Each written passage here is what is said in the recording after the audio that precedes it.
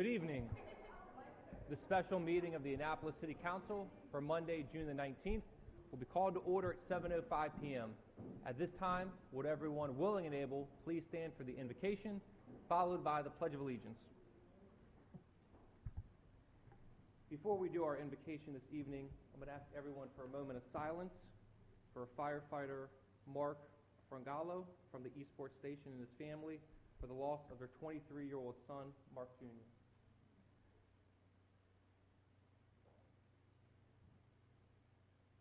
Thank you. Dear Lord, thank you for allowing us to gather in this public place today to discuss the people's business. Thank you for all the gifts you've given us in our life. And may you give us the wisdom to realize the many things that we are grateful for. Please give us patience as we deliberate the people's business this evening and help us to work together to fix the problems that are facing this city. Thank you for everything you've given us.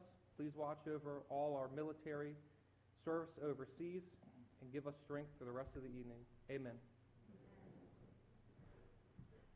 Pledge allegiance to the flag of the United States of America and to the republic for which it stands, one nation, under God, indivisible, with liberty and justice for all.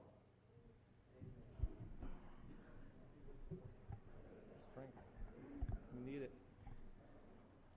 Madam City Clerk, would you please call the roll? Yes, sir. Mayor Pantelidis. Present. Alderman Budge. Here. Alderman Payon. Present. Alderwoman Pendel Charles. Alderwoman Finlayson. Present. Alderman Littman. Present. Happy birthday, Alderwoman Finlayson. Alderman Kirby. Present. Happy birthday, Alderwoman Finlayson, Alderman Butts. Alderman Pfeiffer. Present. Alderman Arnett.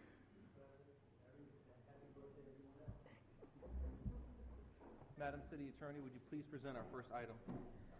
Mr. Mayor, the first item on the agenda is approval of agenda.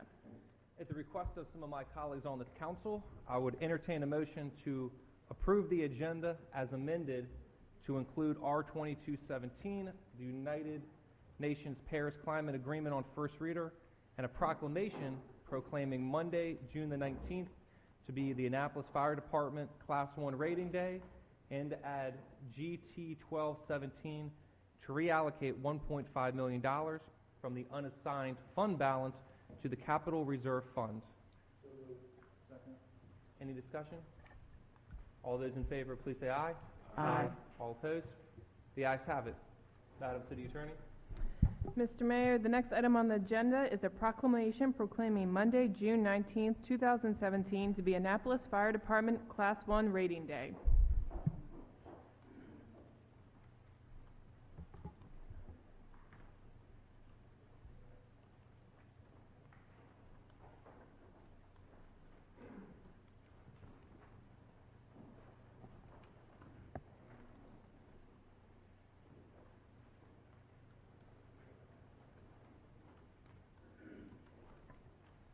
So today is a very special day in the city of Annapolis.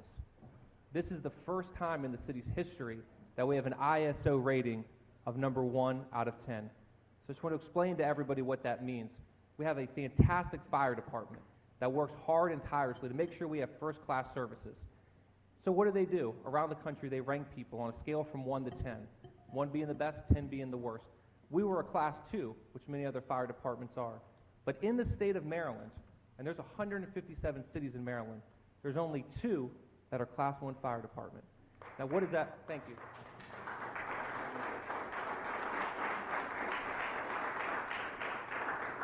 That has a lot of benefits I'm going to let the chief get into, but I can't tell you how proud I am of you and of everybody else. And I also want to thank the union. This is something that they wanted to do 5 years ago. They said we're going to lay out a plan, we're going to work hard at it, and they got us to here. So here's the proclamation, and it reads as follows. Whereas an improved rating by the Insurance Service Office, ISO, given to the Annapolis Fire Department may mean lower insurance premiums for Annapolis property owners. And whereas the ISO is a national agency that provides underwriting and claim information for fire departments, issued Annapolis a Class 1 ranking on a scale from 1 to 10, which is very difficult rating to achieve. And whereas the Annapolis and Baltimore City are the only 2 districts that are rated Class 1 in the state of Maryland. And whereas Annapolis is now one of only 242 out of 45,300 fire districts. That's incredible. There's 242 out of over 45,000 in the nation that's achieved this Class 1 ranking. Whereas the rating reflects the dedication and excellent service of our fire department offers to residents, and they should be applauded for their diligence and perseverance when it comes to achieving remarkably high standards. And whereas the ISO rating is based on several criteria, including the community's emergency communication system, water supply, fire prevention efforts, and public fire safety education programs. And whereas for individuals and businesses that have insurance carriers that use ISO to set fire insurance rates, commercial rates could drop as high as 3%, and individual rates will drop by about 1%. And ISO will notify the underwriters about the new fire class rating. Fire insurance rate will be reduced at that time. And I offer my congratulations to Chief Stokes and the entire Annapolis Fire Department for their unwavering commitment to the citizens of Annapolis.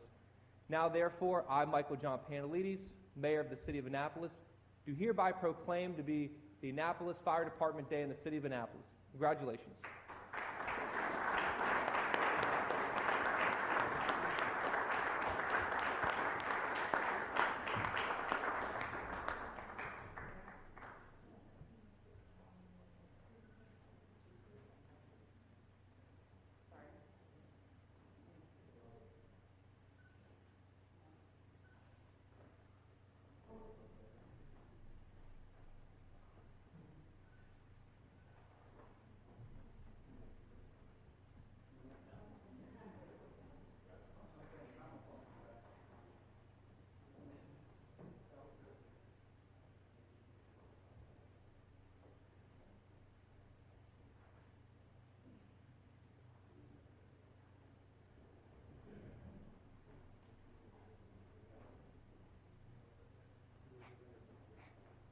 I'm going to pull rank. Not too many fire chiefs have opportunity to talk about an ISO Class 1 rating, so. But I want to talk about back to the council. So I started as a fire chief in the city in 2010. Been here 7 years, almost 7.5 years. And one of the first things we did, I came on board, was we sat down, we said we need to develop. Chief, could you turn the microphone on? Thank you. It's on, but okay. So one of the things I did when I first came here was said we need to develop annual goals. So we sat down in partnership with the union, and each year we could develop 10 to 15 goals for our department. The first goal has always been firefighter safety. And each year we work to improve the health and safety of our firefighters. So last year, the International Association of Fire Chiefs recognized the Annapolis City Fire Department for our efforts to improve firefighter safety, and they issued us their annual Billy Goldfeder Firefighter Safety Award at their annual conference in San Antonio, Texas. At the time, I thought that was a pretty big thing for us, a small department our size, getting recognized. They only give out one award of this type a year, so to recognize our little department was quite an effort, but we have been working very hard to improve firefighter safety. So the second goal that was on our list every year was to improve our ISO rating. And that was presented by, at the time, was Carol Spriggs was a firefighter at the time. But Carol Spriggs said that he wanted to increase our Class 3 rating to a Class 2 and eventually have a Class 1 rating. I remember talking to him at the time. That was a pretty big step. That's a hard goal to achieve. And but we sat down, we developed a plan and a strategy. We started working on increasing our ISO rating. In 2012, after 2 years of working on our ISO, they increased it from a Class 3 to a Class 2. And at the time, I thought that was a pretty good rating because then there was only 450 Class 2 fire departments in the country. There's only 78 Class 1 fire departments in the country in 2012. So we were in a very elite group of people, as a Class 2, very rare group of firefighters. So a little background on ISO. The city's ISO rating in 1964 was a Class 9. And the city hired its first paid fire chief, Chief Charles Steele. And Chief Steele's first task was to take 5 volunteer fire departments, merged them together to make the modern-day Annapolis Fire Department. And he worked from 1964 to 1987 with a passion to increase our ISO rating. And we retired in 1987, we were a Class 3 department. And it stayed that way until 2012 when we became a Class 2. And one small detail for me personally was after we got the Class 2 rating, Chief Steele sent me a real nice personal letter thanking me for our efforts in increasing to Class 2 that he spent a lifetime trying to achieve. So he spent the next 5 years working on the ISO. And we talked about it at council meetings, what we were trying to do, and we kept plugging away at it. Last year, we did more risk reduction programs for community risk reduction, fire prevention programs, our annual Christmas safety programs, fire inspection programs. We did over 20,000 hours of training last year, and we did more training for our fire officers, which is one of the big areas that they rate us on. So all this hard work resulted in us receiving a Class 1 rating. And the mayor said it in his proclamation, but I think it bears repeating.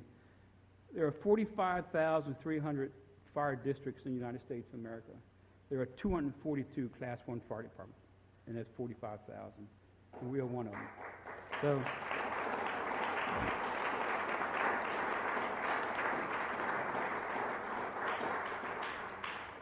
So I'm very proud to be the fire chief at this time. I'm very proud of what these guys have achieved.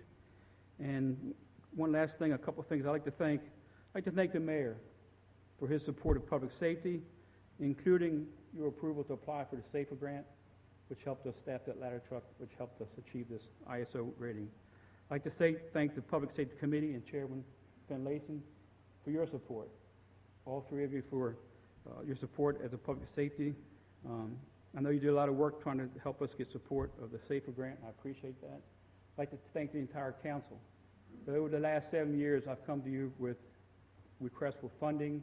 A lot of this funding were technology related to help us improve, to get to our goal of being a Class 1 department.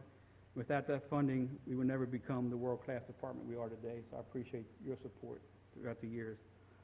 I want to personally thank the city manager, Tom Andrews, for his support and leadership. Sometimes I give him a hard way to go, but he is very supportive of the fire department. He is very supportive of what we're trying to do on all levels, and I appreciate your support, Tom. And at last, I'd like to thank my command staff, Chief Simmons and Chief O'Malley, for their support, our battalion chiefs for their support. I'd like to thank the Union President Spriggs and all of our members for their hard work and the many hours they spent training to improve their skills, and for checking over 1,000 fire hydrants in 36 days to help us achieve this. And Chief Young back there.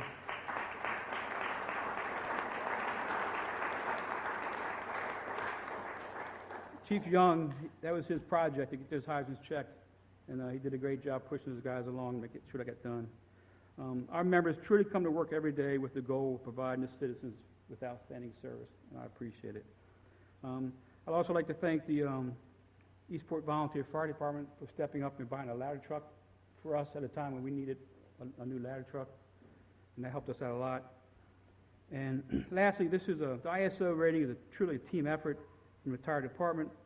I wanted to dedicate this ISO rating to retired Chief Charles Steele and all the retired members of the Annapolis Fire Department for the leadership and vision to lay a solid foundation for us to build upon. So Chief Steele, if you're watching, thank you for all you've done for this department, and I hope you're proud of what we were able to achieve. And last but not least, we have banners that you saw earlier we're putting in the fire stations. And ISO allows Class 1 departments to put a label on their fire apparatus. This is what is being put on our fire apparatus today. All our apparatus have this label on the side of the apparatus. So it's a very, very rare distinction. When you see one of these fire engines running down the road with this on the side, you know they got their act together. So thank you very much.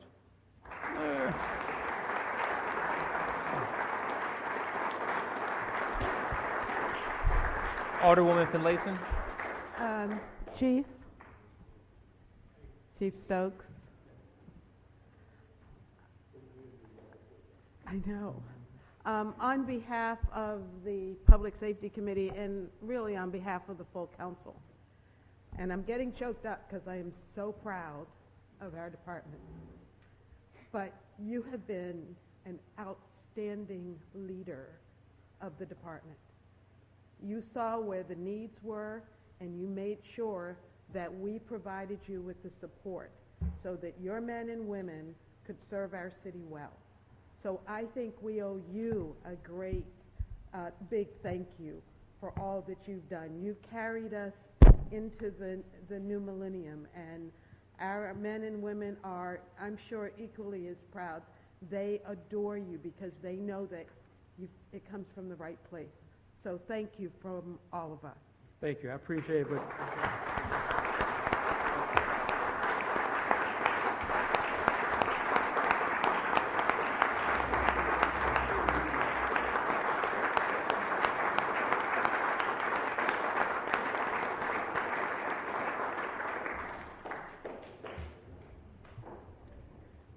Madam City Attorney, would you please present the next item? Mr. Mayor, the next item on the agenda is petitions, reports, and communications, beginning with reports by committees. Is there any alderperson that would like to present a report? Alderman Littman. Thank you, Mr. Mayor. The Environmental Matters Committee met this past Thursday, and one of the items on our agenda was to discuss, really to receive and listen from the public on ideas towards how the City Council in a resolution could capture ideas for the United Nations Paris Climate Agreement resolution. And we received a number of good ideas. I want to thank Ms. Lee for helping prepare the resolution, and Ms. Broadbent, who was at the meeting and helped organize the comments and came up with responses to help us capture the essence of what we were trying to discuss in this resolution. We'll get to it later on first reader, but to discuss what we were discussing in that meeting was the principles of this agreement largely are going to be implemented around the world on a very local basis. And this committee discussed the need to support those principles as they relate to the city of Annapolis. Of course, in this city, we have been leaders in many issues, on many areas of protecting the environment and energy reduction, energy consumption reduction. So I think we are already well on our way. What we were trying to be clear about is not speaking to what other entities outside of city government should do. So we didn't discuss as far as transfers of money on a large scale. We were talking about what the city of Annapolis could do in the city for city government and for its residents and businesses. Anyone else? Alderwoman Finlayson. Yes, thank you. The Public Safety Committee met on last Wednesday, the 14th, 5 o'clock here in Council Chambers. We took up the confirmation of Acting Chief Scott Baker and proudly can say that we gave him a favorable recommendation. We also took up several pieces of legislation, 013-7, parking enforcement and rulemaking responsibilities, and we postponed action on that. 027, special parking permits for transport and contractors. We gave a favorable recommendation, as well as 028-17, removing city employee parking from Hillman Garage. That was a 2-to-1 vote. And lastly, 029-17, double parking, which received a favorable report. We also had a presentation from the ad hoc committee that was created several months ago to address the concerns, the complaints lodged against our police department. That report will be presented again to the full council in July. Alderman Payon, I'm looking at you. Alderman chaired this committee, and I believe they'll be back before us in July with the recommendations for the council to act. Anything that you'd like to add about that? Nope. Okay. Be back. Thank you very much. Next meeting of the Public Safety Committee is July 17th, 5 o'clock here in council chambers. Thank you. Alderman Pan. The Economic Matters Committee did not meet this past month. We had no legislation before us, and in deference to my colleague from Ward 4 and the business before the Public Safety Committee that evening, I deferred until our meeting in July, which will also be on July 17th at 6:30, immediately following the Public Safety Committee hearing at that time. Thank you. Is there anyone else? Alderman Budge? Yes, the Transportation Committee has not met since our last meeting, but we will be meeting tomorrow at 6:30 p.m. here in the council chambers. Alderman Kirby? Thank you, Mr. Mayor. The Housing and Human Welfare Committee did meet on Tuesday the 13th last week. And we did have some business of some appointments. Ms. Becker to the Education Commission. We took up the confirmation of Mr. Archie Trader, the Director of Recreation and Parks. Both recommended favorably to the council. We also did the Community Development Block Grant Action Plan, and we recommended that favorably, which will be before the council. And the next meeting will be on July 18th, right here in council chambers at 7:30. Thank you. Madam City Attorney, would you please present our next item? Mr. Mayor, the next item on the agenda is comments by the general public. During comments by the general public, you can speak on anything that is not already scheduled for a public hearing. So if you came here this evening to talk about the audit committee, the moderately priced dwelling units, or the stormwater utility fund, those public hearings will be following this. Two people are signed up to speak, Natasha Trader and Ellie Tierney. And if you could state your name and address for the record, please.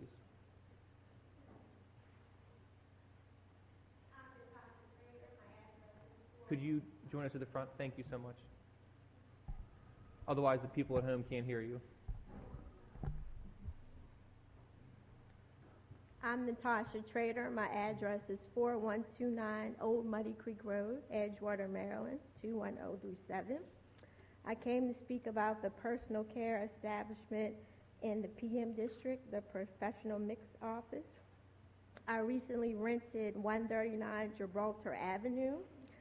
I went through the process of getting it for a barbershop. I went through the process of getting the barbershop ready to open and apply for my use and occupancy permit for the city to tell me that it's not properly zoned for that, even though my broker and the management company that rented it to me told me that it was. So now, the planning and zoning told me that it could be fixed by an amendment that is going to be heard here today. I spent over $20,000 to open the business. Every day I'm losing money, and I'm here to appeal to you to vote for it. You have my vote. I don't know if anybody else wants to chime in, but Alderman Kirby. What's the issue?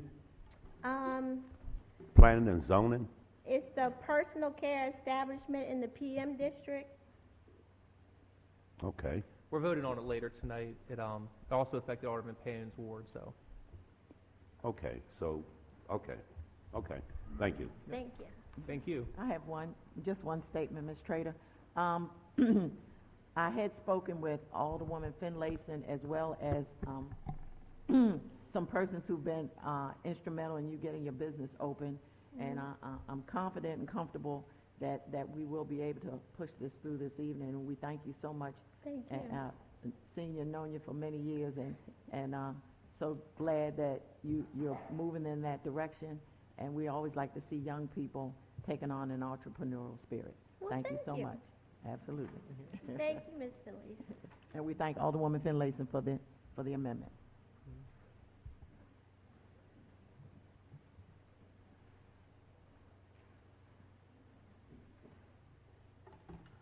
I was impressed with the way Chief moved this like Saturday Night Live, so. So good, hello, good evening, Mr. Mayor, City Manager, and members of the City Council. My name is Ellie Tierney. I reside at 85 East Street, and I am also an aldermanic candidate for Ward 1. I speak tonight about the status of the Market House RFP 17-21 lease of the Annapolis Market House at City Dock. The RFP scope is to solicit qualified vendors that provide high-quality fresh foods, produce, and market goods to lease the market house. The lease period beginning in January 2018 will be negotiable up to 10 years. It was issued, I believe, May 10th, and requested bids are due June 29th, which is 10 days away. There doesn't appear to be a select bidders list on file, nor any minutes from the pre-proposal conference held at 10 a.m. Tuesday, May 16th in the City Hall chambers, where the bidders had access to the site for the very first time. This gave the bidders less than 7 weeks to prepare their bids. I understand only through one of the attendees that there were only 2 bidders present at that pre-bid, although I'm not sure, one of which was the current occupant. For background, a little inside baseball, the City Council passed a flurry of legislation this past April, sponsored by Alderman Budge, to prepare for the upcoming lease renewal. In January 2018, Ordinance 01917 dictates that all operating expenses directly associated with the dock and market house funds are now absorbed into the general fund. Ordinance 017-17 dictates that all operating expenses directly associated with the dock, amended the code to reflect a tenant and subtenant relationship and define the product and service policies. And finally, most importantly, Ordinance 01617, which purpose is to establish a public process for selecting a new market house tenant and for providing initial guidelines as to such selection and the contents of any resulting lease. The puzzling part is, why do we have to legislate for something to be transparent? And secondly, I'm unsure of your definition of involving the public, as I can assure you, very few of us know what's going on. In summary, my concern is you have known the market house has been failing for the duration of the Blonder lease.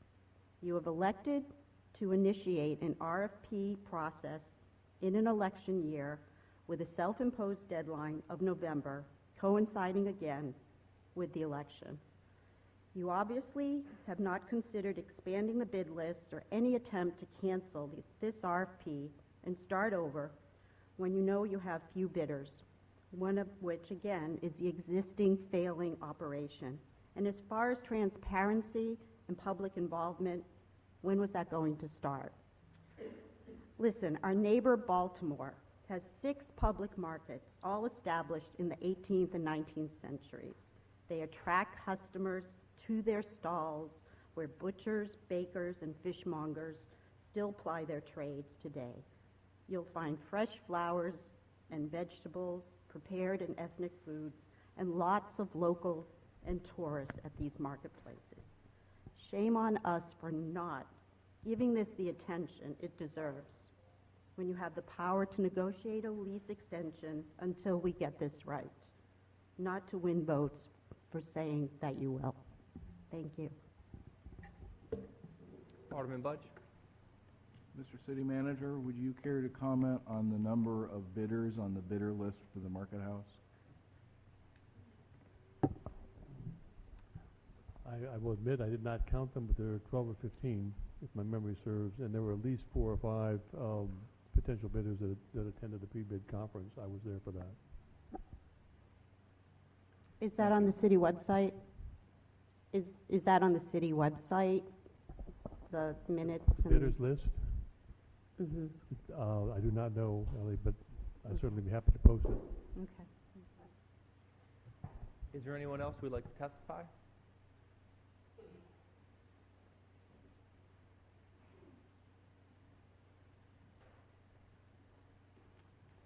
Good evening, Mr. Mayor and members of the council. My name is Bill Kardash, and I reside at 1 Acton Place in the city. I actually want to make a couple of comments. I did want to address the question of the auditor, but my general comment is about the budget process, which you'll be voting on tonight. In the people that I've spoken with, members of the community in and around my neighborhood, I've asked a number of them why they don't show up to vote on the budget, or why they don't show up to speak on the budget. It seems that the only issues that attract a crowd are development issues and most recently city employee parking.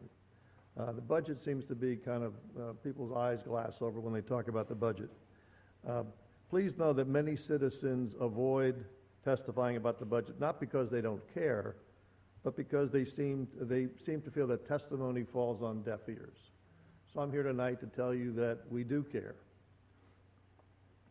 Assuming what I read in the Capitol, that's my major source of information when I don't talk to people in and around the city council, and what I've heard is not fake news. It sounds like the new sense of the council is to limit spending. That's good news. I'm, in particular, I did read about Alderman Lippman's somewhat, and I don't want to put words in your mouth, Alderman, but somewhat change of heart about this auditor position, at least as far as staffing it as a city, a full-time city employee, or for that matter, a contract employee. And so I understand that you're willing to abandon that effort to hire a city auditor either directly or through pool funding. That's good news too. I also believe an audit committee, excuse me, which we discussed at the last council meeting. What was uncertain to me is, in the interest of establishing an audit committee, are you speaking about a city council constructed audit committee, or one that'll be a citizen staffed a budget committee? Perhaps you could just elaborate on that. If you don't mind me chewing into your 5 minutes, I'll answer as quickly as possible. So the legislation's already been introduced on first reader, and that committee establishes a standing committee of 3 city council members, just like the other standing committees. Mm-hmm. But like the housing committee, it would also have citizen representatives that would vote. And the legislation calls for 2 citizen representatives. Had some recent discussions whether what the right number is, maybe 3 is, so that's yet to be determined. But it would be a standing committee that would meet on an ongoing basis. Addressing the earlier point, what I'm comfortable with is not necessarily setting aside money now for an inside auditor, meaning hired an employee, or necessarily outside firm, although I think one or the other will be needed.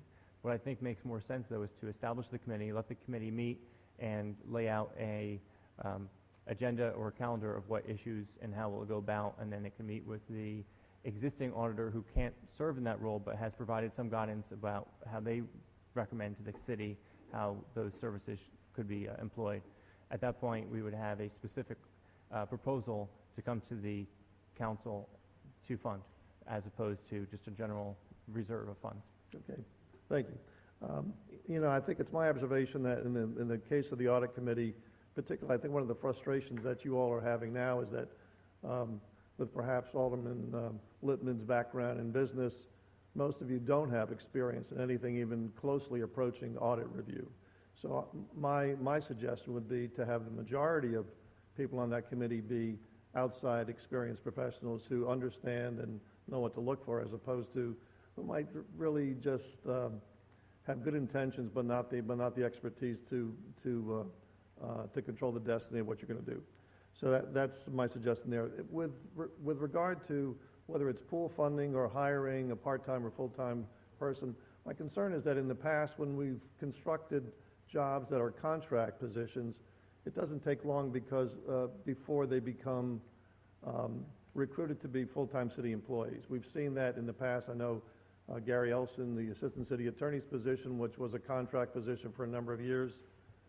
One day he ended up appeared and was converted into a city employee, a very good and reliable city employee, but nevertheless started out as a contractor. So I think the possibility that you could have a contract position that converts to a city employee. And I think one of the things that this council needs to focus on, if we're going to make the kind of gains that the city needs to make, is how do you control spending? And you do that, in the case of this city anyway, by controlling the size of the bureaucracy. And that's something which I continue to work toward and hope that you'll accept. If I may just make one final comment about Alderman Lippman, thanks for your comments about bond debt. Using bonds to fund pay-go projects is never wise, but always very convenient. In recent years, we used the cheap money argument, obviously addressing necessary spending reductions to make municipal government more cost-effective is really what we want to do. So the extent to which we can take operating funds to pay operating expenses, it's the idea that You might go and get a loan to put a new addition on your house, but you don't get a loan to paint your porch. I think in our case, we're doing both. So we want to see the city, when it's necessary, have the bond debt. When it's not necessary, let's live within our means as we hope you will. Thank you very much. Alderman Arnett? Thank you, Mr. Mayor, and thank you, Mr. Kardash. Just a couple comments / questions. Since you and I have been working together on the city budget for about 15 years now, off and on, I am frustrated that you and maybe 2 or 3 other people are the only ones who ever come and talk to us about the budget. Now, I know it's not a scintillating topic, and we can get into inside baseball, but I do remember a time when people came with red signs and really did care about the budget. And so we don't have to do it now, but really would look for suggestions about how we can re-engage people. It is, however, the case that the budget is largely fait accompli in the sense that we're just simply aging all the things that we do, all of the employee salaries and benefits, and all the goods and services that we buy. And unless we're really going to make radical changes in the way the city provides services, I think we would be making astounding progress if we changed 0.5% of the entire budget. There just isn't the wiggle room unless we really get into the heavy lifting of making policy. Yeah, I totally agree with you. I think the idea of turning out a big crowd is usually precipitated by serious discussion about tax increases. That's kind of the flashpoint. And for whatever reason, this council this year has decided to keep that relatively neutral. And as a result, I think most people, it's a yawn. They don't get inside. They don't take a really close look at the budget, especially the capital budget. And the capital budget's really, I think, where all the serious work and serious lifting is happening. But hopefully we'll get a chance to work on that in the future. Thank you. Thank you. Thank you. Is there anyone else? Seeing no movement, I declare comments by the general public closed. Madam City Attorney, would you please present the next item? Mr. Mayor, the next item on the agenda is an update from the mayor. Thank you. We've had a busy week. As you just heard during our presentation and proclamation, the Annapolis Fire Department is an ISO rating of 1, which is one of only 2 in the state of Maryland. And to reiterate again, there's 242 out of 45,000 in the entire country. So you'd be very proud of that. I think we all deserve a big round of applause for the chief and the fire department again.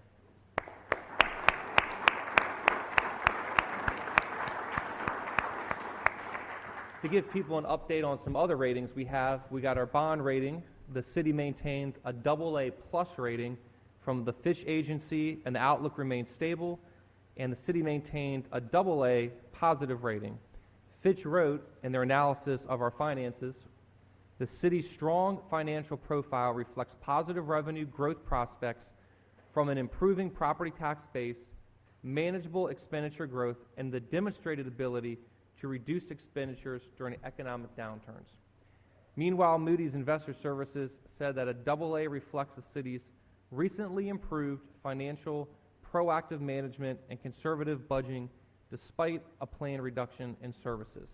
I know we talk a lot about the city's budget, too big, too small. There's outside agencies that do this for a living that we pay money to rate us on, and they think we're doing fine. Another piece of good news is that Turner Park in Eastport will be getting all new playground equipment, as well as 4 new park benches, 2 new picnic tables, a park kiosk to post community notices, and the entire update is funded through a DNR Community Parks grant, which cost about $57,000. The park's going to be closed for about 2 weeks, weather dependent, to make these upgrades, and it'll be open for the public after that. I want to thank the Annapolis Police Department. We had a 150th celebration this Saturday. It was a great event for people, talk with the officers, come out, connect on a one-on-one basis. They had free food, it was interactive. I thought it was a good way to highlight all the work that the department's doing. They've also pledged to support the International Association of Chiefs One Mind campaign. basically the intent of local communities, public safety organizations, mental health organizations, such a way as the three become one mind. The One Mind campaign, it seeks to influence interactions between police officers and people with mental illnesses. I think it's an excellent example of how our police department's constantly staying one step ahead of everything else. This is not only going to help create a safer environment if a confrontation occurs, but this program will also create safer communities. Changing subjects a little bit, we had a Weather Together program. The city's hosted this in the past to address flooding in the downtown area. It was a big success. You know, public office, you come out sometimes, and sometimes there's 2, 3 people in a room. But there was over 125 people that came out for the event. The DNR Secretary Mark Belton came, and several state and federal agencies, including several alderpersons. FEMA was there, MEMA, the United States Naval Academy, the Chesapeake Bay Foundation was there. If you weren't able to attend, as we do at this meeting and others, they're available on the city's website, and you can also tune the channel 34 on Verizon and 99 or 100 on Comcast, and it begins this Wednesday. Another successful event last week was the Hall of Presidents before Washington at the Westin. Give a little bit of background on this. It was 14 U.S. presidents before George Washington, and this highlights how they came about. The Brown family purchased this. It's one of the only kind in the country. So it was a 5-year project to have a home for this exhibit. It's always open, accessible to the public, and always free. The 14 men called up troops to fight the Revolutionary War and ratified the Treaty of Paris. So it's at the Westin Hotel if you get a chance to go down there. Interesting part of history that a lot of people don't know about the city. Also went to the Ward 1 meeting with Alderman Budge, which was a good time to talk to our neighbors down there. And just to reiterate, as I said with the police department earlier, sometimes there's rumors that go around. Many people saw the article in the Capitol about merging the police and fire department. I said it before the election. I've said it throughout the entire campaign.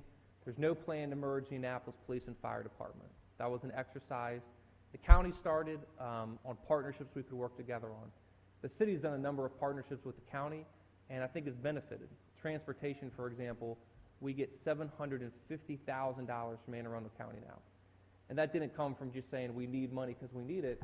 We said we run 42% of your bus routes, and we would like to be paid for it, and they did. They took over our elections this year. So sometimes we do these exercises. It's not about outsourcing entire departments or services. It's just about exploring. We've tried things, and they've worked, and we've tried things, and they haven't. As an example of Rec and Parks, we outsourced volleyball and the softball league.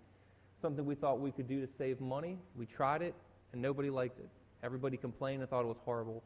City employees could do a better job than the people we outsourced to, so we're going back to the city running it. One of the things I think we have to do is try things. When they work, we keep doing it, and when it doesn't work, we go back. I was also pleased to work with Alderwoman Rhonda Pindell-Charles for the Community Health Center at Parole's plaque dedication. That was nice. And I thank all my colleagues on the council. We passed that resolution unanimously, and it was the first time in the city's history we've had a historical landmark outside of the historic district, predominantly honoring the African American community, the health clinic that they started with their own money, the time of segregation. So it was very moving to see, and a lot of history to be told on that. We also had Corvettes at City Dock, where they brought about 50 to 60 Corvettes now, and brought people in from all over.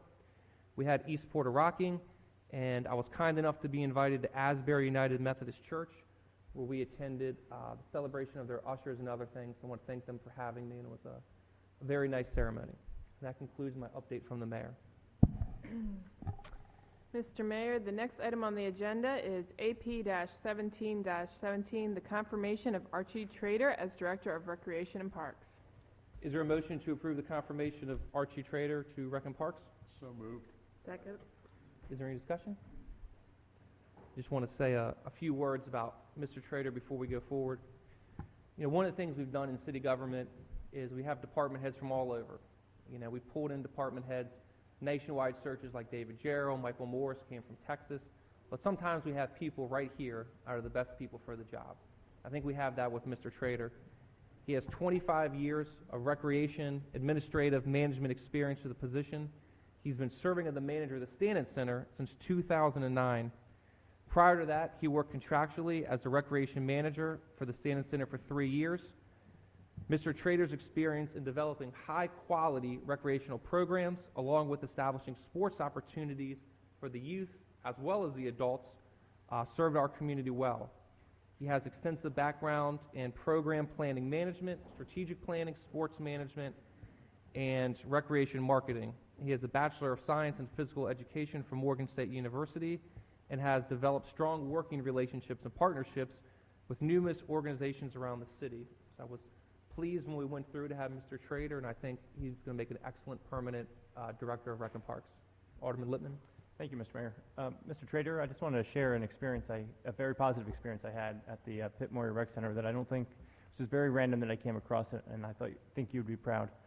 I was in the locker room downstairs, and there was a gentleman starting to get changed, and one of your staff members came down and was talking with him, and it was a conversation you don't normally hear at that facility.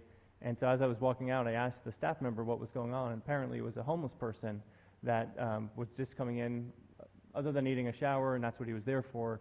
He was not causing any harm or doing any trouble. And apparently the staff member was getting food out of his own pocket, out of his own budget, to feed the individual. And when I asked him about it, he was like, yeah, you know, I'm paycheck to paycheck, and I just hope if anything ever happens to me, someone would be there for me. So I just thought it was the right thing to do to help him out. And so apparently this young man was on his way to get cleaned up, and then he needed some help to get out of the state, and he had some place to go. But it was just a very nice gesture on the part of that individual. And unfortunately, I didn't catch his name, but it just reflected well on the staff at that facility. Thank you. All those in favor, please say aye. Aye. All opposed? The ayes have it. Mr. Trader, if you could join me at the front. We'll do the swearing.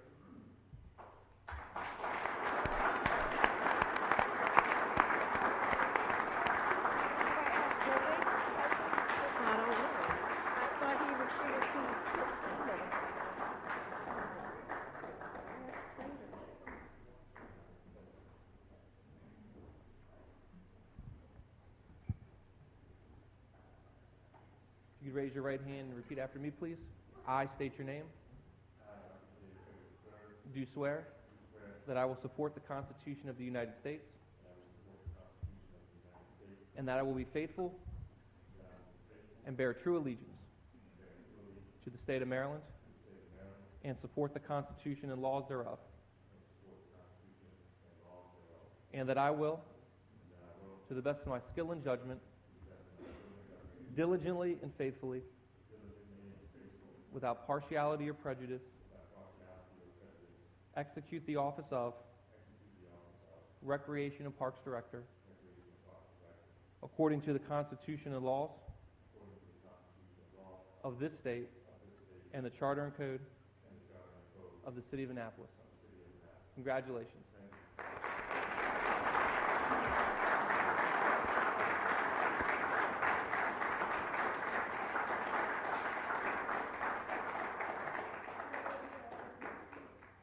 I just want to say thank you. Thank you for all your support. I would like to acknowledge my Stanton Community Center young people in the back.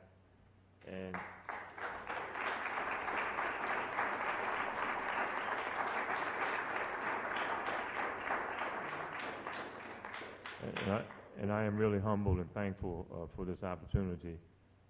This is a childhood dream come true, literally. I remember as a participant in Annapolis Recreation and Parks programs, I used to watch a man named Dick Callahan. I was about 13 years old at the time, and I said, I don't know what that man does, but I want to do that when I grow up. And that's a true statement. It's really a true statement, and here I am. But I also would like to say that no man is an island, and I'm not here just on my own accord or my own merit. There's people like Mr. George Lassie Belt that I've helped bring me along and help to support everything that we do in Recreation and Parks and the Stanton Center. Thank you all.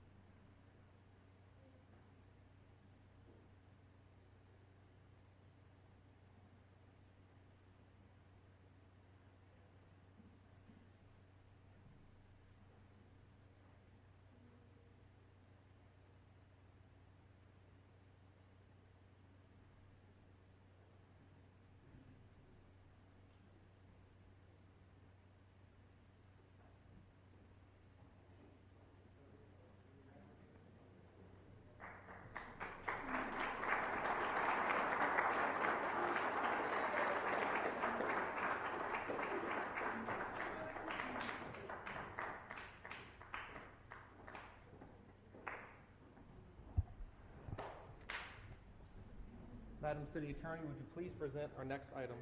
Mr. Mayor, the next item on the agenda is confirmation AP-18-17, the confirmation of Scott Baker as Chief of Police. Is there a motion to approve AP 1817, the confirmation of Scott Baker? So moved. Second.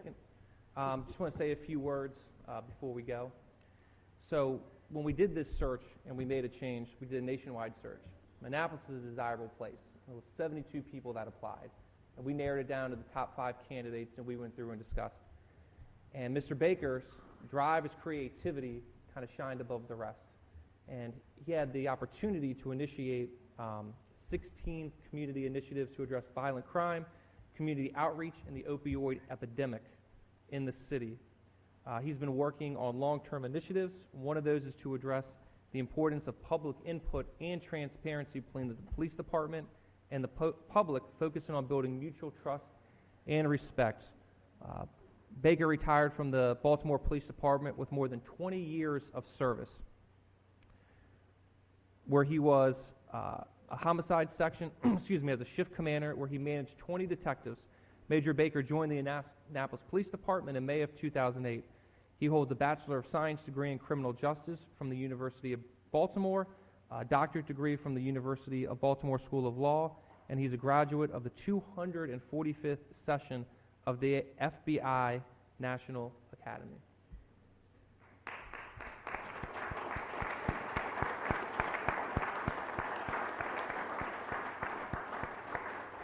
Any discussion? All those in favor, please say aye. Aye. All opposed? Congratulations.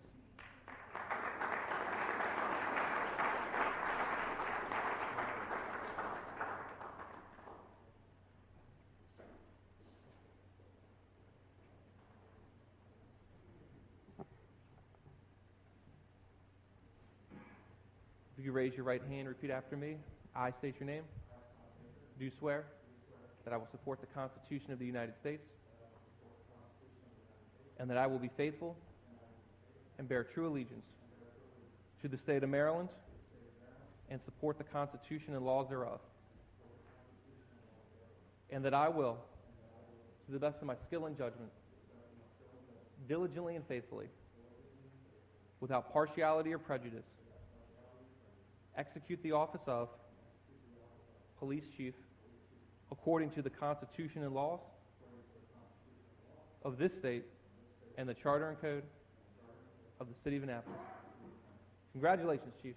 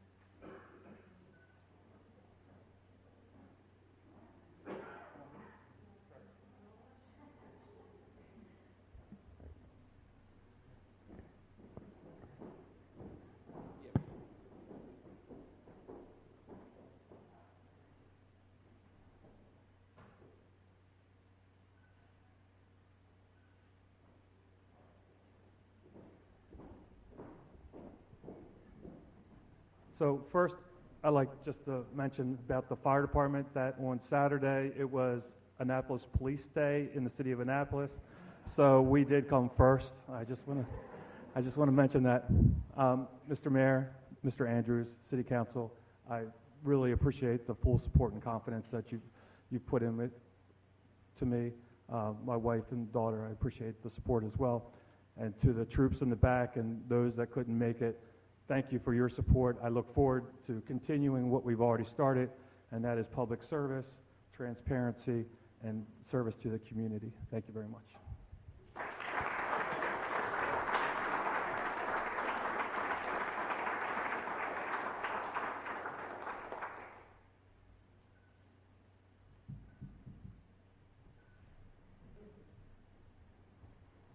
Madam City Attorney, would you please present our next item of business? Mr. Mayor, the next item on the agenda is appointments, beginning with AP-16-17, the appointment of Brianna Margaret Becker to the Education Commission. Is there a motion to approve the appointment of AP 1617, Brianna Margaret Becker, to the Education Commission? So moved. I believe she's in the audience, if you want to stand and be recognized.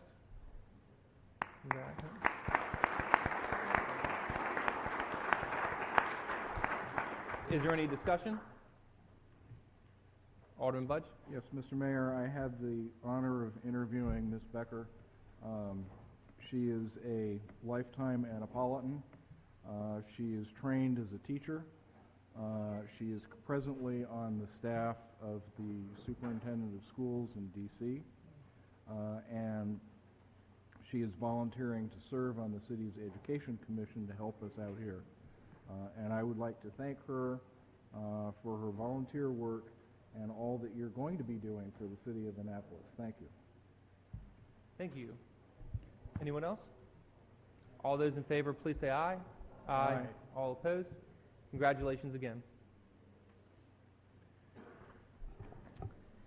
Mr. Mayor, the next item on the agenda is approval of the consent calendar. Items on the consent calendar include, on first reader, R-21-17, Stormwater Management Watershed Improvement Plan, which is referred to Environmental Matters Committee, and O-35-17, revisions to Development Review, referred to Planning Commission, Rules, and City Government Committee. On second reader, you have O-24-17, Boat Launch Enforcement Authority.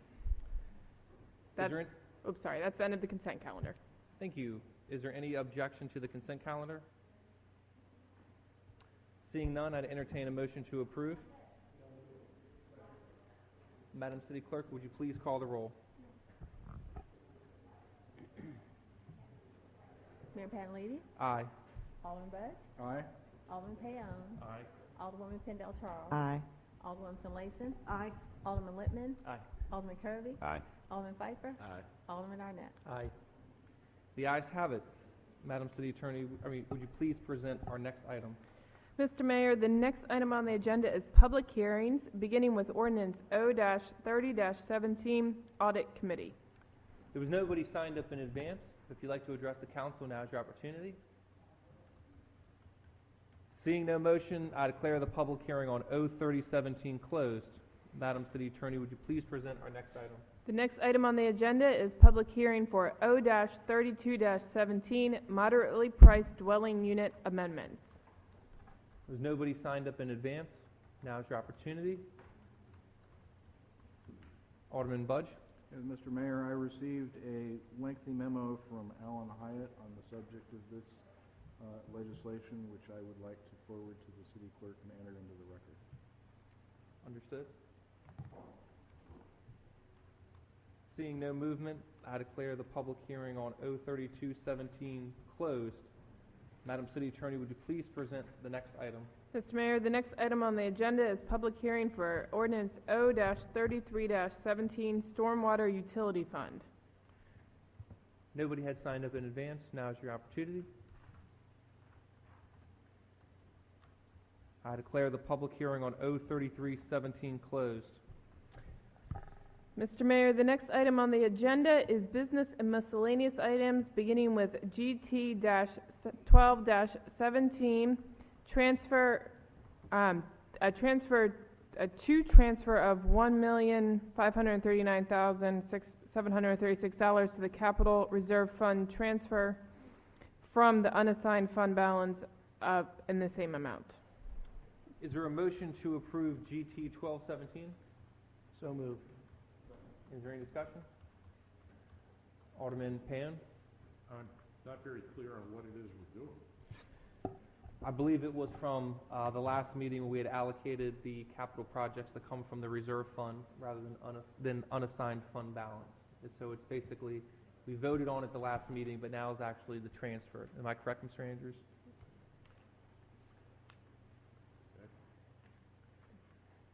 Would you like more?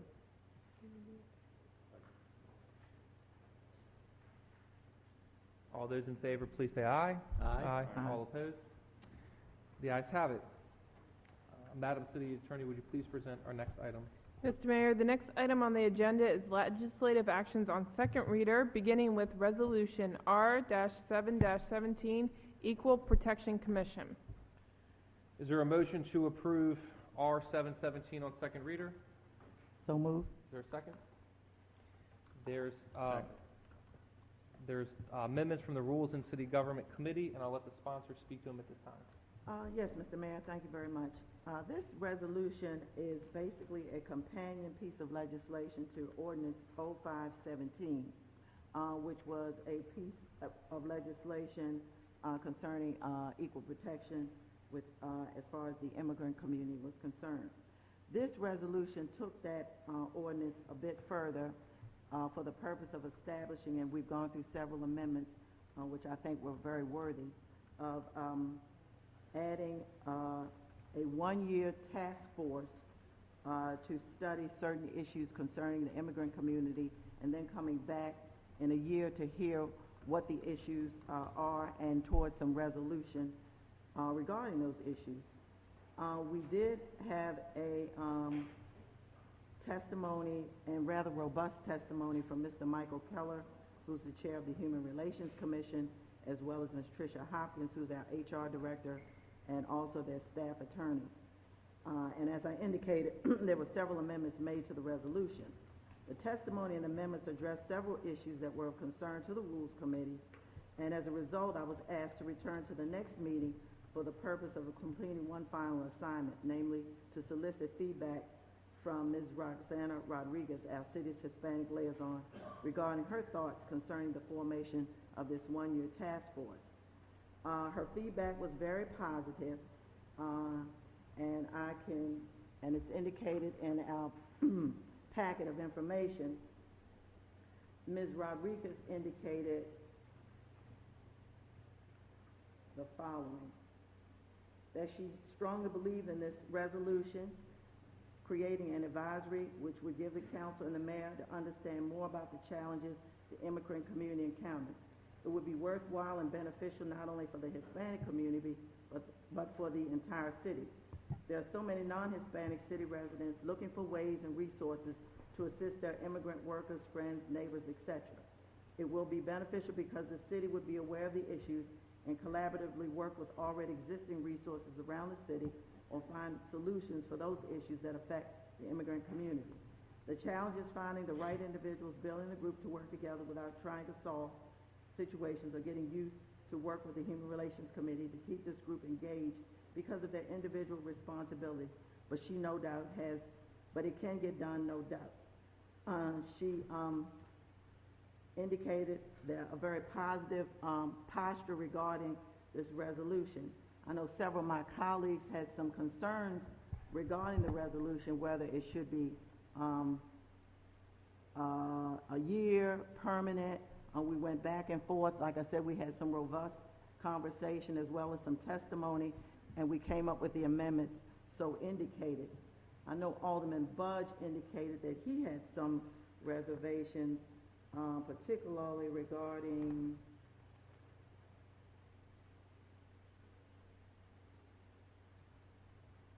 the Human Relations Commission undertaking the study or propose an ordinance separating the duties of the two commissions.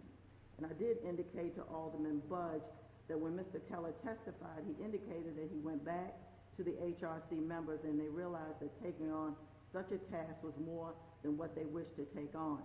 And furthermore, they had no problem with this one-year task force taking on these responsibilities as indicated.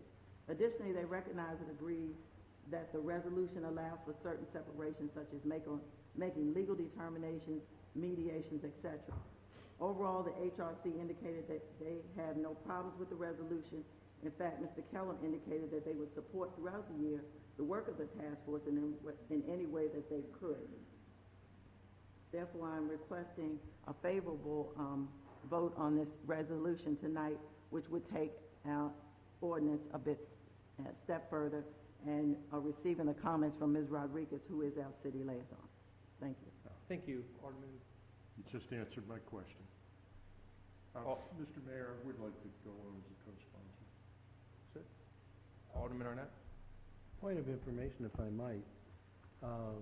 We are under discussion right now is Resolution 7-17, not the amendments from, that were presented to the rules in city government. We had, you guys wanted to discuss this and the sponsors reading her amendments and not following.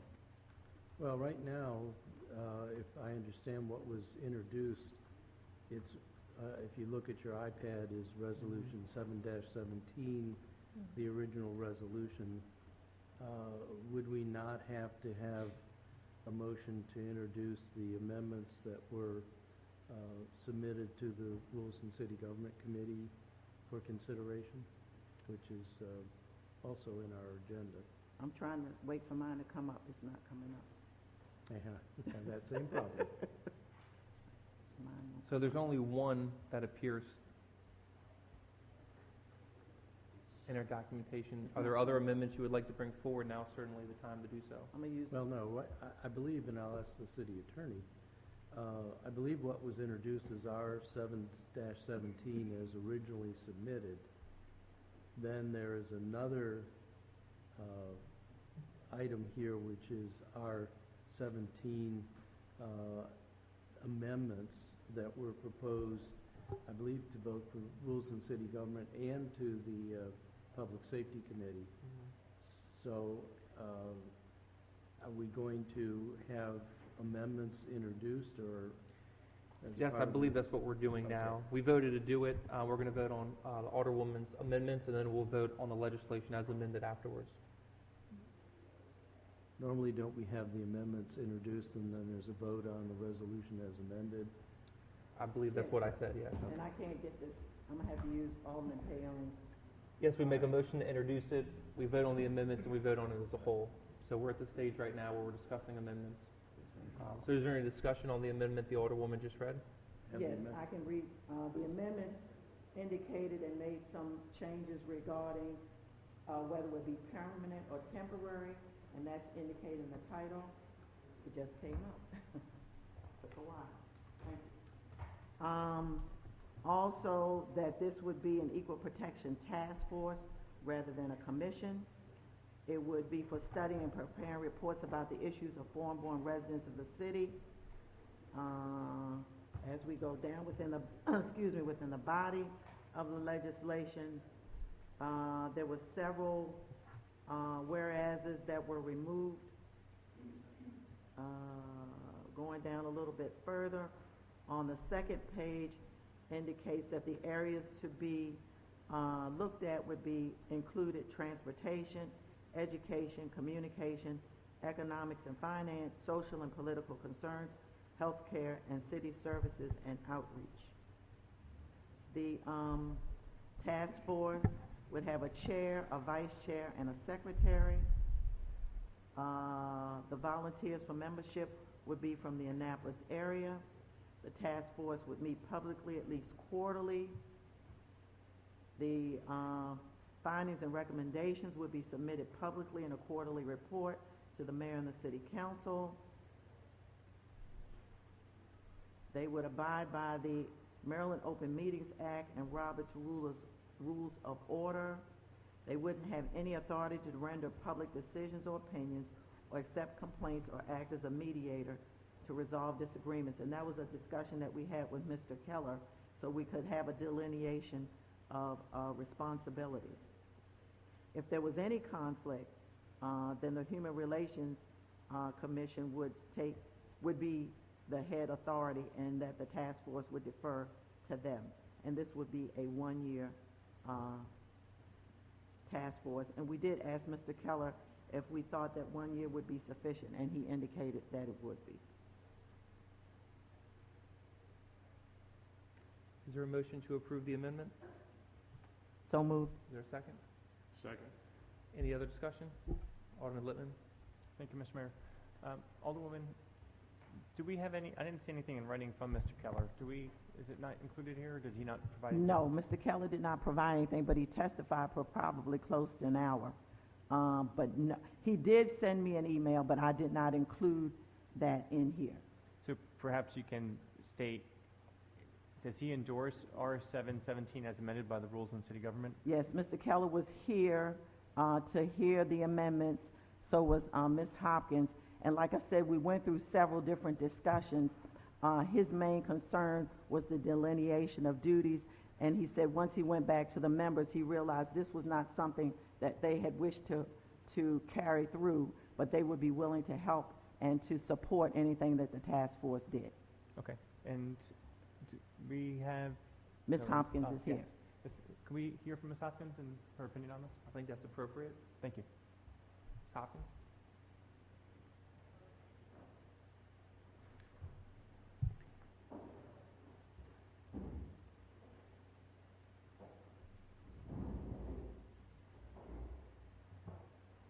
Good evening. Tricia Hopkins, evening. Human Resources Manager. Can you speak up a little bit, please? Thank you. Tricia Hopkins, Human Resources Manager. Did you have specific questions you wanted to ask me? Or? If you can just give us your sense of whether you're endorsing this legislation, whether you see it achieving the goals that it sets out to achieve? Most of our conversations were around making sure that we understood what the goals were with this legislation, so that what our roles were supportive, or at least not interfering with or not otherwise directing people in their desire to seek assistance. We have an established way that individuals come to us to seek the support of the Human Relations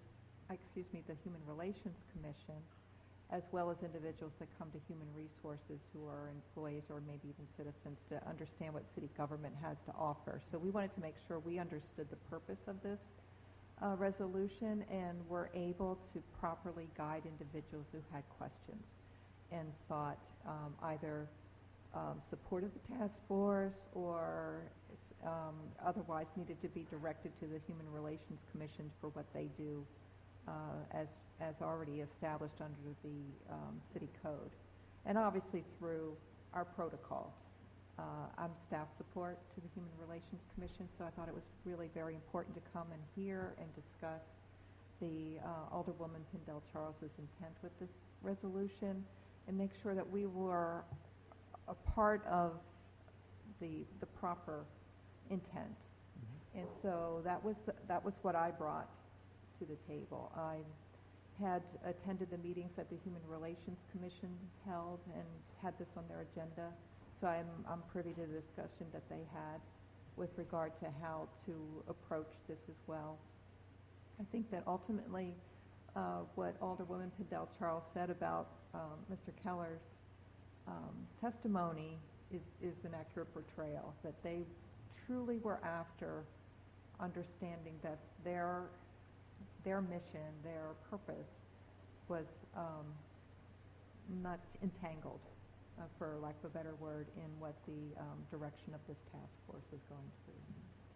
And if this resolution passed as amended, would this commission, do you think, interfere or compromise your role or the Human Relations Commission? I don't see it as a compromise. No, I think that from what I understand and the intent of this commission, it's something that will develop.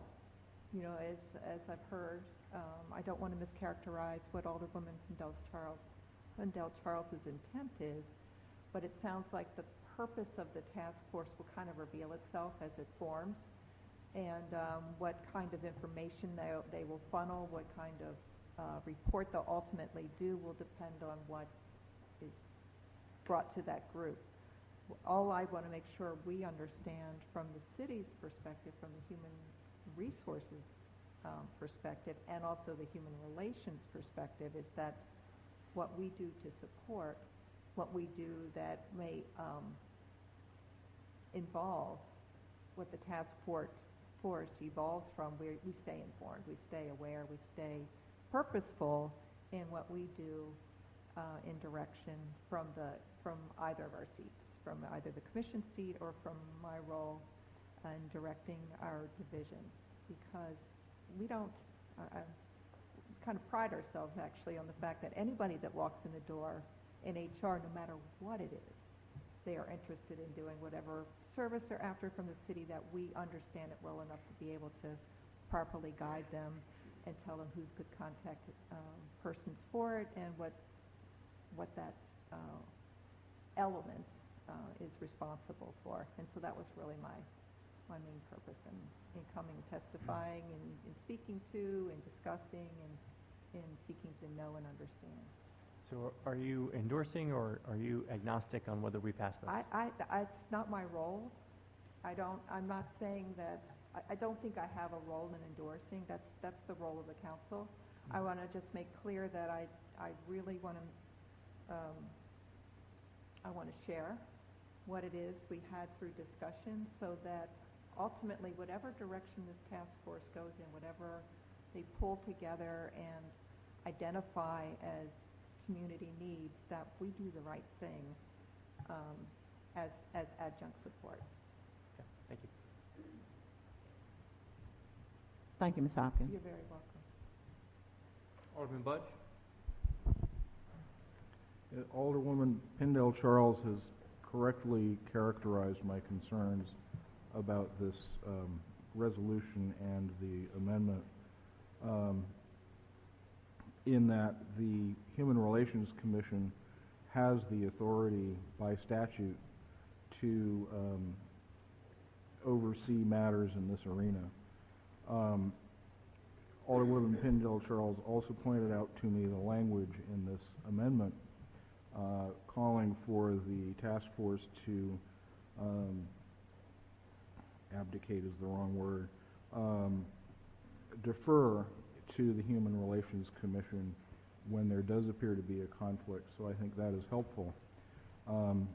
My other question is for the city attorney. In the discussion of 0117,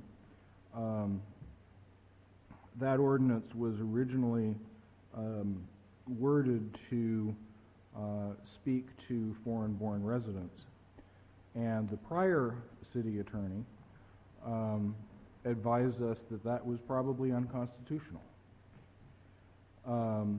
This amendment now speaks to being for foreign-born residents or issues related to foreign-born residents, and so my question is, what is the constitutionality of that?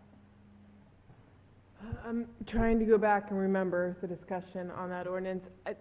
There is a slight difference between the ordinance, which is sort of a permanent measure, versus a one-year task force resolution. So that, I mean, that would be my first distinction.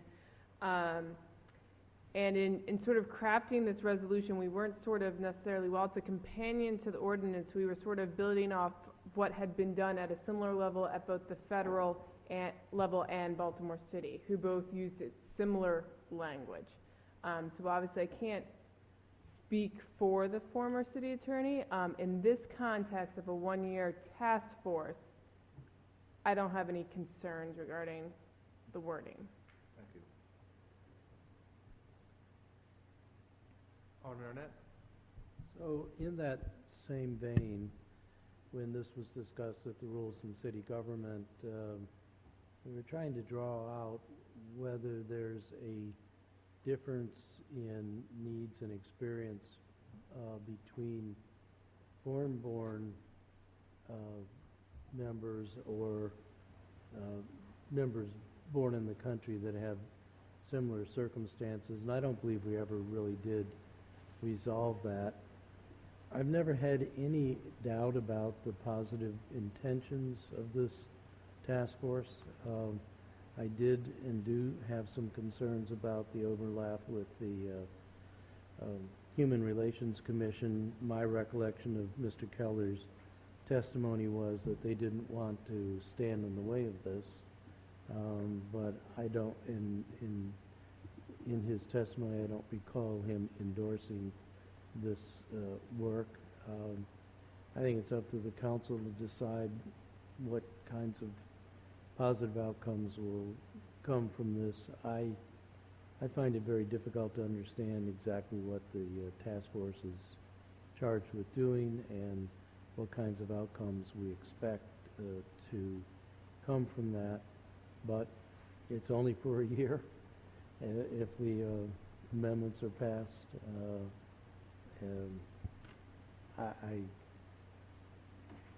the Rules Committee did not endorse this resolution, but I don't think we had any animosity towards it. We just couldn't bring ourselves to endorse it. Okay. All those in favor of the amendment, please say aye.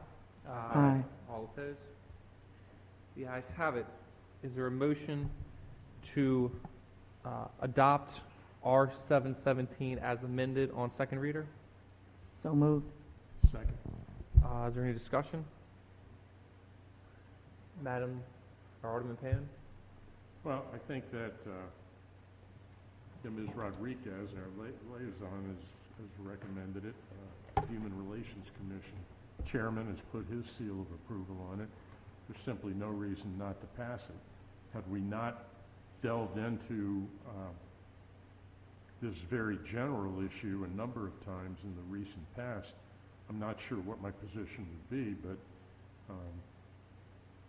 I think tonight it is certainly one of very positive, and I think it's something that we can,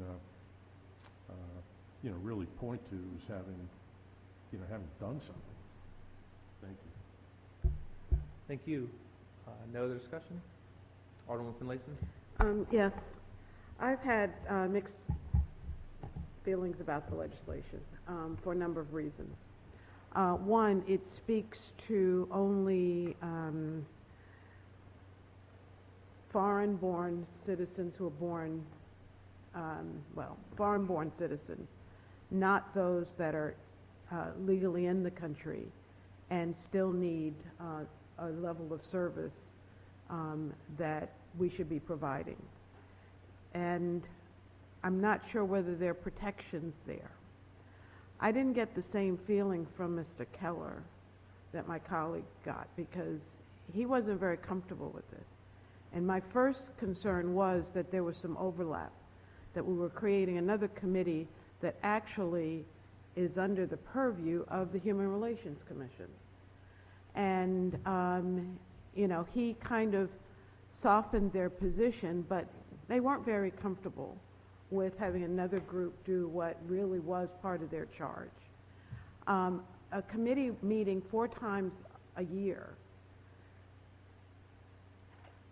to tackle such a task, you have to wonder how much they're going to actually be able to do 4 times a year in meetings. We have a part-time staff person, and it should be a full-time staff person, who is responsible for dealing with, and not solely, but would be able to take the lead on dealing with these kinds of concerns.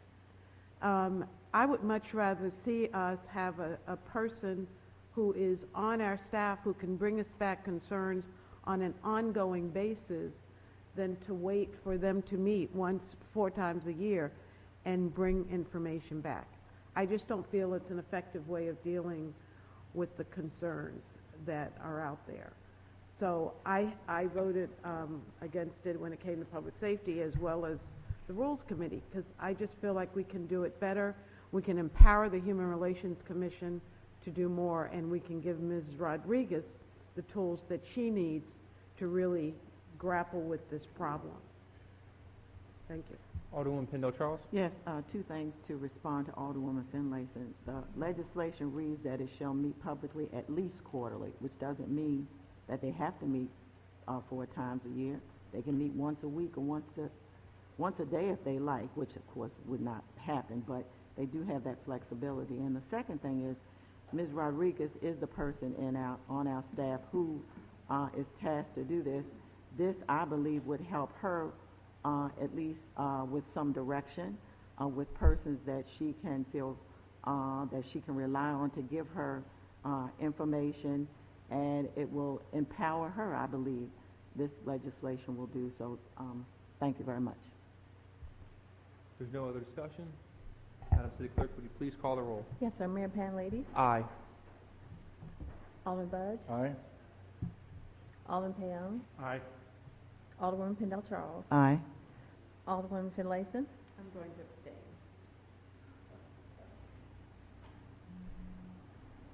Alderman Lippman. Aye. Alderman Kirby. Alderman Pfeiffer. Alderman Arnett. Madam City Attorney, would you please present our next item? Mr. Mayor, the next item on the agenda is ordinance O-1817, personal care establishments in the PM district. Is there a motion to adopt O-1817 on second reader? So moved. Is there a second? Second. We have one set of amendments, the Finlayson proposed amendments. Is there a motion to approve? So moved. Second. I'll let the sponsor speak to them at this time. Yes, this amendment, and actually it addresses part of Ward 3. If you look at the chart that's attached, and if you go to, I think it's page 3, down to the personal care, last column, if you notice in this district, business district, industrial district, I'm sorry, everything is allowed except for personal care businesses. And right now, there are already several in that district, but this amendment will not only address Ms. Trader's problems as she addressed this evening, but will also address some other concerns of other businesses in that district. And we're talking specifically in the Gibraltar Street corridor. Alderwoman Pendle Charles? Yes, thank you, Mr. Mayor. I had spoken with Alderwoman Finlayson about this piece of legislation because I wasn't quite sure of the intent and the facts, but I spoke with her and like I indicated, Ms. Trader, her supporters regarding her business establishment, and I'm very comfortable. I know when planning and zoning first came to us, was mainly in Alderman Payon's ward were the issues, but also was brought to my attention that it was on Old Solomons Island Road in Ward 3.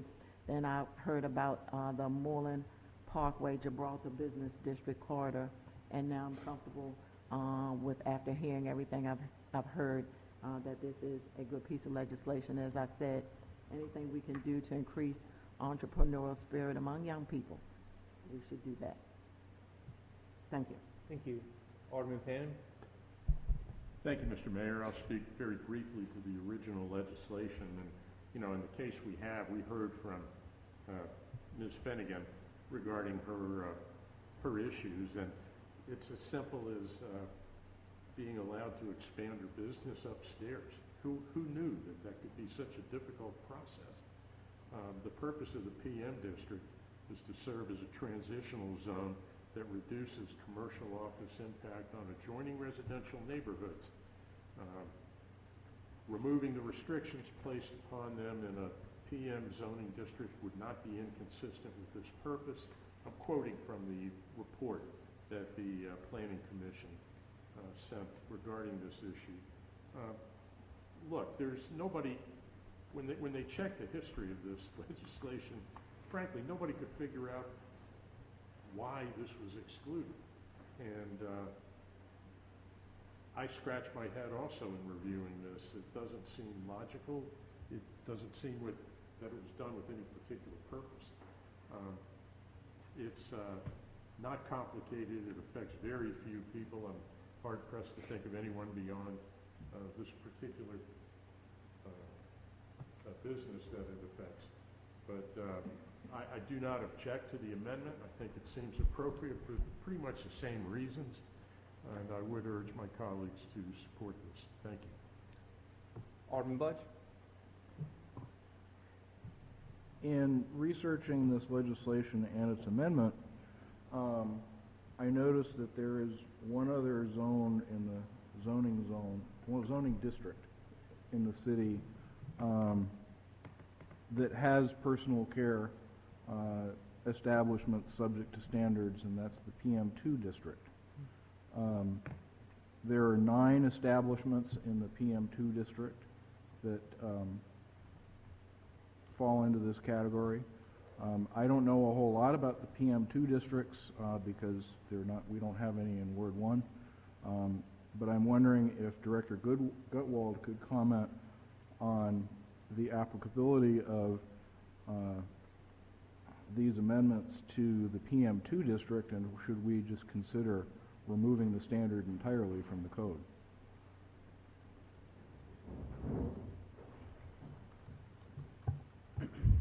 I would have to look it up, but the PM, Pete Gutwald, Director of Planning and Zoning for the City of Annapolis.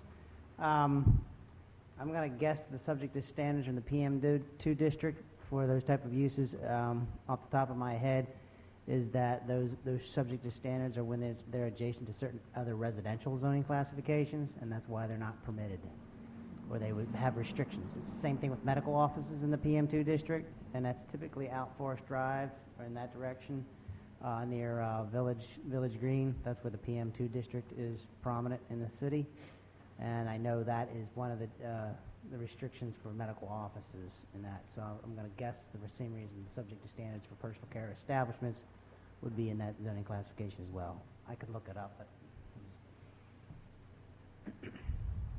Alderman Arnett. Thank you, Mr. Mayor.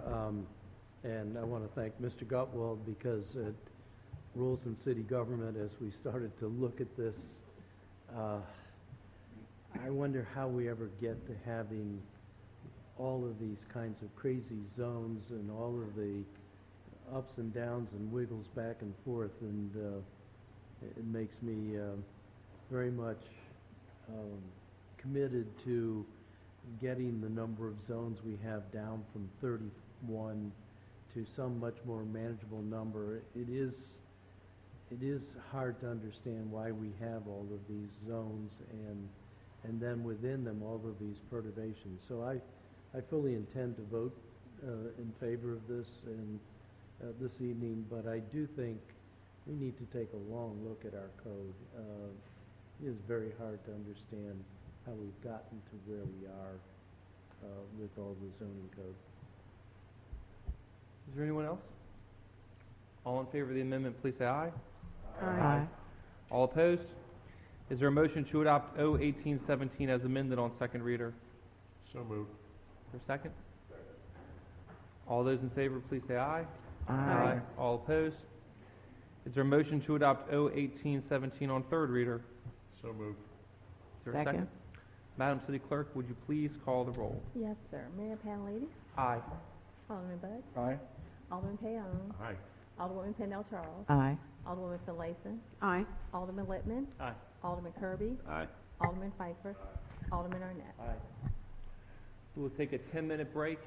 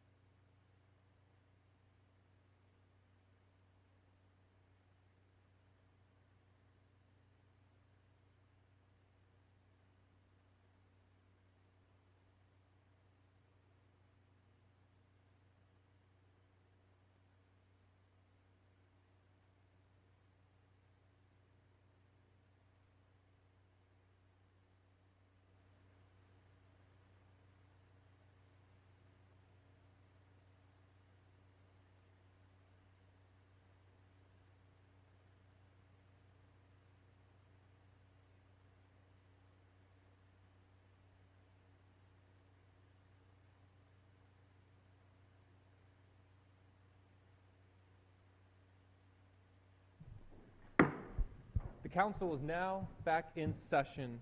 Madam City Attorney, would you please present our next item? Mr. Mayor, the next item on the agenda is Resolution R 1817, FY 2018 fines schedule effective July 1st, 2017. Is there a motion to adopt R 1817? Move approval. Is there any discussion? Madam City Clerk, would you please call the roll? Yes, sir. Mayor Panlady? Aye. Alderman Bud? Aye. Alderman Payon? Aye. Alderwoman Kendall Charles? Aye. Alderman Finlayson? Aye. Alderman Littman? Aye. Alderman Kirby? Aye. Alderman Pfeiffer? Aye. Alderman Arnett? Aye. The ayes have it. Madam City Attorney, would you please present our next item? Mr. Mayor, the next item on the agenda is Ordinance O 2517, issuance of general obligation bonds and bond anticipation notes. Is there a motion to adopt O 2517 on second reader? So moved. Second. Is there a motion to, actually, we have two amendments. We have the first from the Finance Committee proposed amendments, then the Littman proposed amendments. So I'll let the sponsors of the Finance Committee amendments speak to them at this time. Sure, Mr. Mayor. So at our last meeting where we passed the capital improvement program and talked a little bit about moving the general roadways funding out of the way it had been funded in your budget, this is basically a series of changes to the bond anticipation note program and to O 2517 that reflect those changes.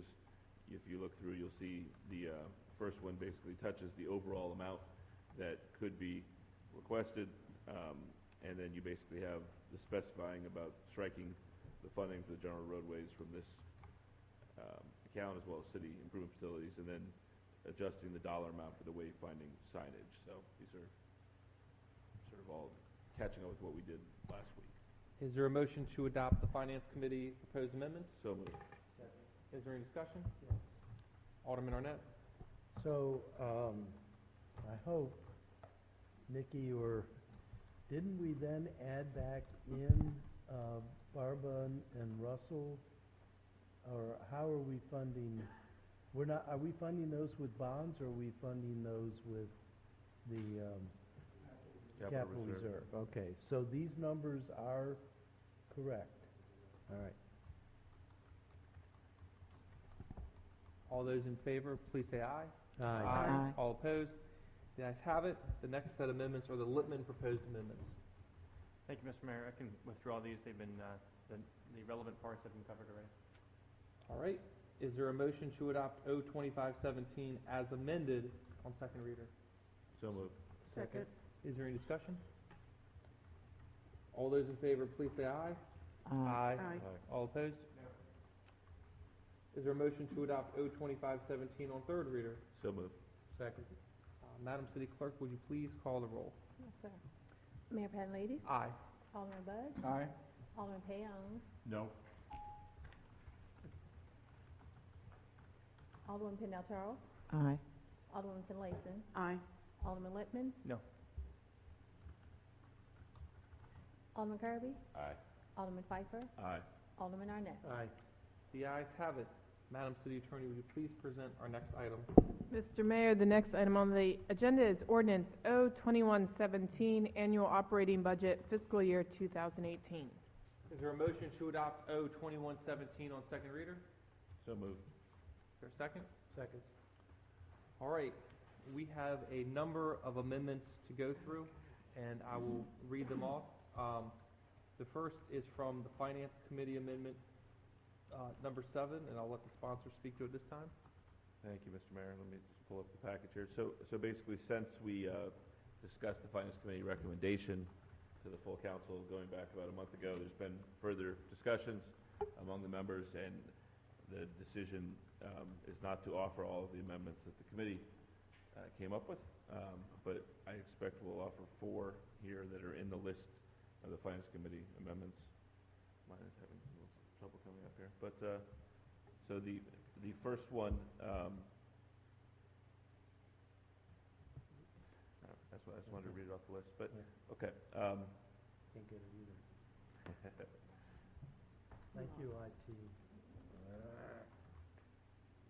Okay. So in looking through the package of the Finance Committee proposed amendments, let's start from the bottom here and work our way back.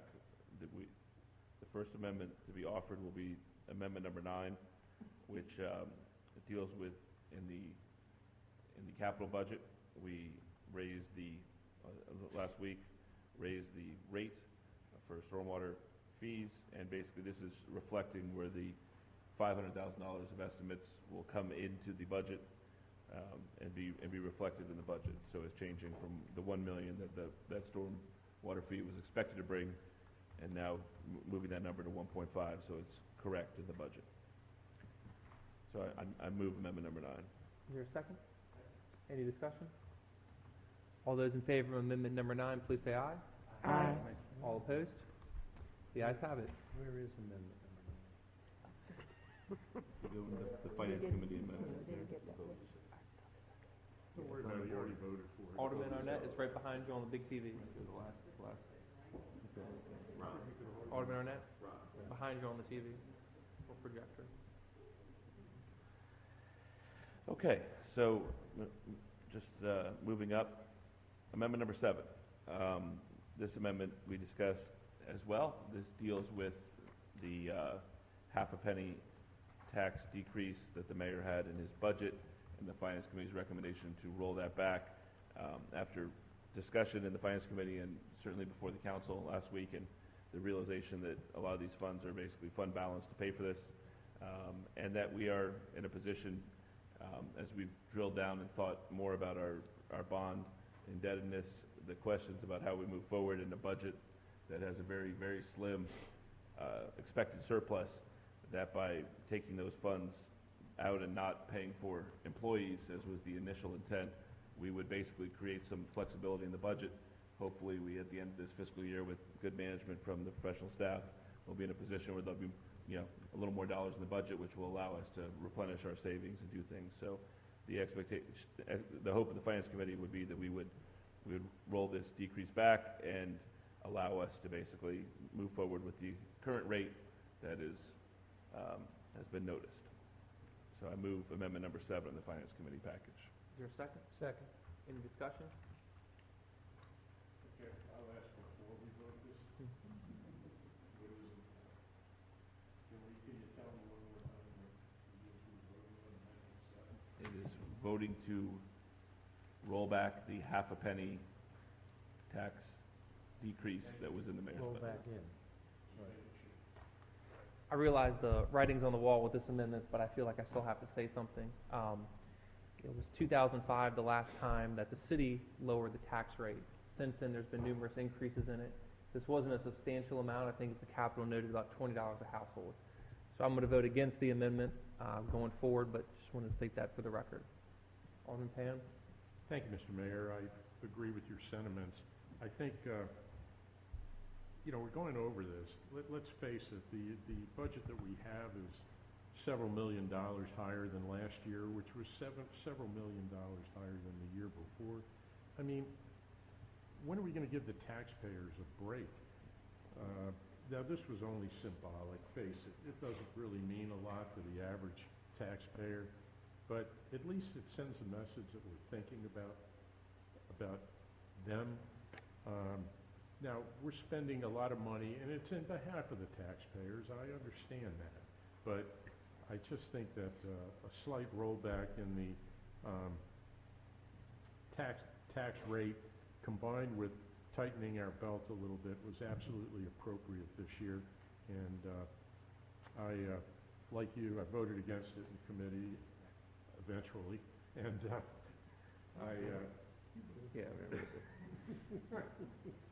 and I intend to vote against this tonight. Thank you. All those in favor? Alderman Budge? I would like to offer a contrary point of view, that we have a city budget that still does not fund police and fire pensions. We haven't figured out how to fund PAYGO yet. We have a lot of challenges ahead of us in the budget, and I think it is irresponsible to roll back the tax rate when we have challenges of that magnitude that we have yet to address. I understand that. I would just challenge one premise, which is on the pensions. Before the last election, city employees were contributing 3%. They're now contributing 7%. The administration was contributing 7%, and I believe we're up to 17% now, 18% now. So we've taken very aggressive steps to close this, and I agree with you. I think there's still more work to be done. I think we've worked hard on it. Alderman Arnett? Yeah, I think your history is a little bit revisionist, but that's not really the point. And I think you opposed us raising those because it came from the IBB that you thought was a major giveaway. I want to associate myself with Alderman Budge's remarks and add to it. When you look at the pro forma, and I understand this is just a worksheet, it's not, no one has any expectation it's going to be realized, but in addition to having all of these things that we're not addressing in funding, and in fact, I was told that we would have had a AAA rating from Moody's had we a plan to keep our police and fire pension plan fully funded. I'm looking at the planned surplus of $10,000, and we could have a few snowflakes and wipe that out. I think that it's imprudent to have a surplus that's that small. I hope that all of the pro forma is realized and that we will have this $324,000 in surplus and that it will fall to fund balance and we can use it to replenish the capital reserve fund. So that's why I'm going to be voting in favor of this amendment. Alderman Littman? Yes. Thank you, Mr. Mayor. I'd also like to associate myself with the comments from Alderman Budge and Alderman Arnett. And frankly, Alderman Payon, I think the notion that the initial proposal was just a gimmick is accurate. I don't think that's what your word, but I think that was the essence. But I also think making the statement, it's time to give our citizens a break, is somewhat gimmicky in itself. The break that we could be giving them isn't just to reduce the revenue, but keep on increasing the spending. The break that we should be giving them is to reduce our spending. In the past 4 years, including the FY18 budget, in reasonably healthy economic terms, our total surplus from those 4 years is less than $4 million. Compared to the previous 4 years, when we were recovering from a recession, our surplus was $20 million. We've vastly changed the amount of savings that we're accumulating. In fact, we've used some of our savings a year or two ago to bring in the enterprise funds. The break that we need to give isn't just to give taxpayers a break on the rate. We need to spend less. We need to borrow less. We're actually costing our taxpayers more and more money by continuing to borrow all this money and paying for the things that are routine and annual with borrowed money and interest money, even though we should be doing that on an annual basis with today's dollars, not borrowed money. So I think it's a real stretch to say that we're not giving our taxpayers a break by being responsible and keeping the tax rate where it is. I think we all know where this vote's going, so we might as well get it over with at some point, but just wanted to clarify. Maybe I heard you wrong or maybe you misspoke, but you said there was only $4 million in surplus versus 20 the year before? They're collected for the 4 years combined. Oh, combined. But there's more than $24 million in our savings account now. But how much you've added to Correct. the time you've been in the mayor's office? Okay. That's the question. Alderman Pan? Yes, Mr. Mayor, I would like to respond. Since this seems to be the term of the evening, I would associate myself with at least some of Alderman Littman's comments. I do believe that we don't have a revenue problem. We've got a spending problem in the city. I think there are other ways that we can, however, go about making the cuts that I think are needed. I would note that as you did earlier, that the newspaper yesterday, big headlines, just used, for instance, that police and fire could be combined with the county. I'm not suggesting that we do that, but there are services that perhaps could be combined at a fairly substantial savings. There are some other items here and there that, tough decisions have to be made, and I'm not sure that we've made all the tough ones that we need to do. I certainly compliment you on the budget that you submitted. Don't misunderstand, but I just think there are other ways that we need to cut back, and easily we could afford to cut a very small amount off the tax rate. After all, the property values, thank goodness, are going up substantially here, so it's not like anybody's all of a sudden not going to be paying any property taxes anymore by any means, but thank you. All those in, Alderman Pfeiffer? As the chairman of the Finance Committee, and thinking about the budget more than I probably would like, in most years I've been on the Finance Committee, the whole 8 years I've been on the City Council. And so I've heard a lot of these arguments made by some of the same folks and some other folks that, who've sat in different chairs here. But I think the real issue is, Alderman Payon, I sat next to you at all these meetings. I didn't hear any amendments from you doing anything about these things in the Finance Committee. And there's all this talk about how we need belt tightening. I mean, I haven't seen a belt around here from any of you guys who are calling for it in a long time. So the question is, if, only when we had the economy crater and things outside of our control forcing us to make really tough choices in my first term here, that we cut jobs, we cut people, we cut services. We had to do that in the face of that, because otherwise you couldn't balance the budget. Those were not choices. They were hard and complicated, but we did it because it was the right thing to do. Now we're in a period where there's no tough choices that maybe need to be made, and there are definitely not any tough choices being made. So, I look at it that we're in this lull between a bad time and the next bad time. And if we don't make some smart investments about how to right-size the city budget, or what the tax rate should be, or what investments we should be making in all sorts of things, at some point we're going to wake up and it's going to be too late. So that's just my 2 cents as someone who spent way too many hours in the Finance Committee. So I agree that I think this is sort of a gimmick amendment, and, take it or leave it, but it doesn't really get at what you're saying you want to get at. All those in favor, please say aye. Aye. All opposed? No. Mr. Mayor, the Finance Committee's next amendment is, as we work our way up the list here, Amendment number 6. And this amendment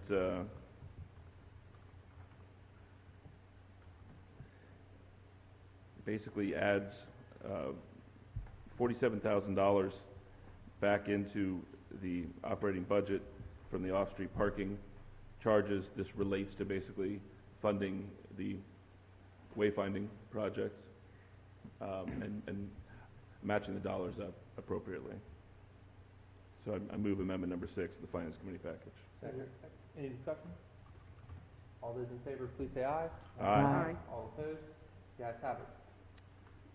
And Mr. Mayor, the final Finance Committee amendment that we'll be offering this evening is amendment number 2. And this is an outgrowth of an issue that we spent some time on the Finance Committee about, the latchkey program that our Parks and Rec Department provides in the city, in the schools in the city limits, and the school district and the county now charging us for use of those buildings for the first time in anyone's memory. And basically we've raised the fee that will be charged to those parents. Hopefully at some point somebody can do something about this with the county and avert that, because it is a small amount of money, but nonetheless, to make the budget balance and to match, we are basically adding that money back in that will come from the raised fee of $15,000. So I move amendment number 2 of the Finance Committee package. Is there a second? Second. All those in favor, please say aye. Aye. Aye. All opposed? The ayes have it. Mr. Mayor, that's all the amendments the Finance Committee intends to offer this evening. I had one, Finance Committee number 9. Was there somebody that wanted to sponsor that? Oh, we did that. I apologize.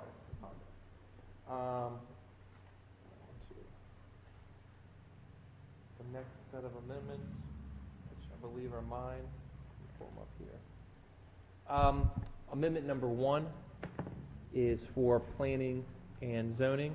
And for the pro forma, this is adding the small minority business liaison to the budget. We discussed this the other week, so I would entertain a motion to approve.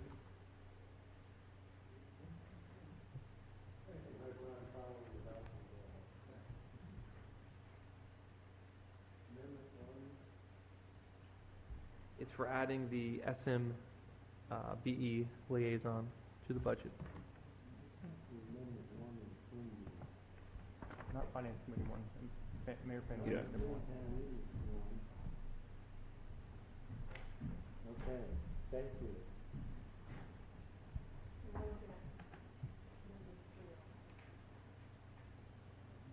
Is there a motion to approve? So moved. Is there a second? Second. Any discussion? Alderman Lippman? I'm somewhat torn on this. While I support the notion of funding a position that's going to support small business and minority business enterprises, and I'm just not comfortable with the fact that we've sufficiently separated and identified what this person's going to do different than what Hollis Monitor is doing. So I'm torn on it because I think it might have potential. I'm not very optimistic that we're going to be putting this money to good use in this position. So I think at the end of the day, I'm voting against it just because I'm not comfortable enough with it. But it's not an obvious one to me. All right. Alderman Arnett? How are we paying for this? Where's the money coming from? The money is coming from building fee revenue. One of the things the city manager had to talk to us about, and the finance director, was underestimating some of the fees we were projected to come in. And they mentioned to me that that would be a more accurate source of information than from taking it the traditional fund balance. That sounds Mr. good to Andrews? me, but are we then going to go back and amend the fee schedule? Mr. Mayor, you will need to make an amendment to add that increased building fee revenue in amount of $121,500. Okay. So I'll... Mayor Amendment number 4 makes that change to the building fees. Thank you, Mr. Mayor. Alderman Arnett, I'd point out that even with Mayor Amendment number 4, which makes sense to recognize additional revenue that's coming in, doesn't mean that we need to immediately spend that money. And of course, if we pass Amendment 4, increasing the revenue, but don't spend that money, that again speaks to adding more money in for hopeful surplus or cushion, and then at the end of the year, if it truly stays as surplus, it's money that will eventually feed its way into the capital reserve fund. And so that would be my encouragement to let's get surplus as high as possible so that we can replenish our capital reserve fund. No, I understand that, but we have a long and basically terrible history of supporting business from the city. When I first moved here, it was Mr. Myron, and I think he did a very good job, but it was himself and a part-time person. Alderman Israel and I created legislation to create a whole Department of Economic Affairs, which was to have 10 staffers that did not get staffed up. It was passed, but it didn't get staffed by the mayor at the time. Then under Mayor Cohen, we went to the what was it called? Annapolis Economic Development, and that failed, and so now we've brought it back in-house, and we have Hollis Minor, who we share with the county, and we have nobody looking at the small and minority business. I think if we're really going to be partners with business and we're going to try to help business be successful, and there are many who argue that we are not trying to help them be successful, we really do have to have the staff. And so I support the mayor's amendment to fund this position. I think it's a must-do, and I'm glad we can find some of Mr. Andrews' magic money pots to come up with the funding for this position. Alderman Pfeiffer? Yeah, I'm happy to support it as well. I know the Finance Committee was working on a similar track. We had a similar amendment, and I know Mr. Mayor, you said, I think at the last meeting that you intended to have this in your budget, it fell out as sort of an error, so it was not, the intention was to get rid of it. So I think, if that's the offset you want to use, I think that's fine. I'm happy to support it. Point of order, shouldn't we do it in reverse order? Work on amendment number 4 first to create the funding and then spend it? I don't believe you have to, because yesterday, or actually today, we corrected what we did last week, which was when we moved the pot of money. So. All those in favor, please say aye. Aye. Aye. All opposed? Opposed. 0 opposed. Alderman Whitman. Let's see. The next one is Amendment 4, which is just paying for it, recognizing where the revenue comes from. So I would entertain a motion to approve Amendment number 4. So moved. Second. All those in favor, please say aye. Aye. All opposed? The ayes have it. The next one we have are the community grant programs. And so, as I said earlier in the first meeting, when we did community grants, it used to come directly from the mayor's office. These were the grants we were funding, and here's who was getting each pot of money. Decided to make it a little bit less political. We had a committee do it, and I submitted their recommendations as a whole. So if they came and said this group should get more money, less money, whatever they said, I put forward. And in its entirety, then I came back with the amendments that I thought should be added to it. So that's what these reflect. And so I'll just read through them right now. It adds up to $13,500. It gives $2,000 to the public library, $3,000 to the Center of Health. I should mention that's total, not in addition. $2,000 for the Wellness House, $700 for Bloomsbury Square parking, $800 for the Kunta Kinte Alex Haley Foundation. That there's more money in another section of the budget, but this is to recognize it within my budget. And $5,000 for Maryland Hall for the Creative Arts. And that's in addition to the 20 we had in there before. And I would entertain a motion to take them all at once. So moved. Second. Is there any discussion? Alderman Littman? Thank you. Just briefly, all these are wonderful organizations, and they certainly deserve these increases. My issue is just from that you started with, that we created this group that was going to make it less political and come up with an allocation, and now we're deviating from that. And it's just, that seems like a little inconsistent for us, for our thought process. So it's just, I have that little mental stumbling block for both these changes and the other changes.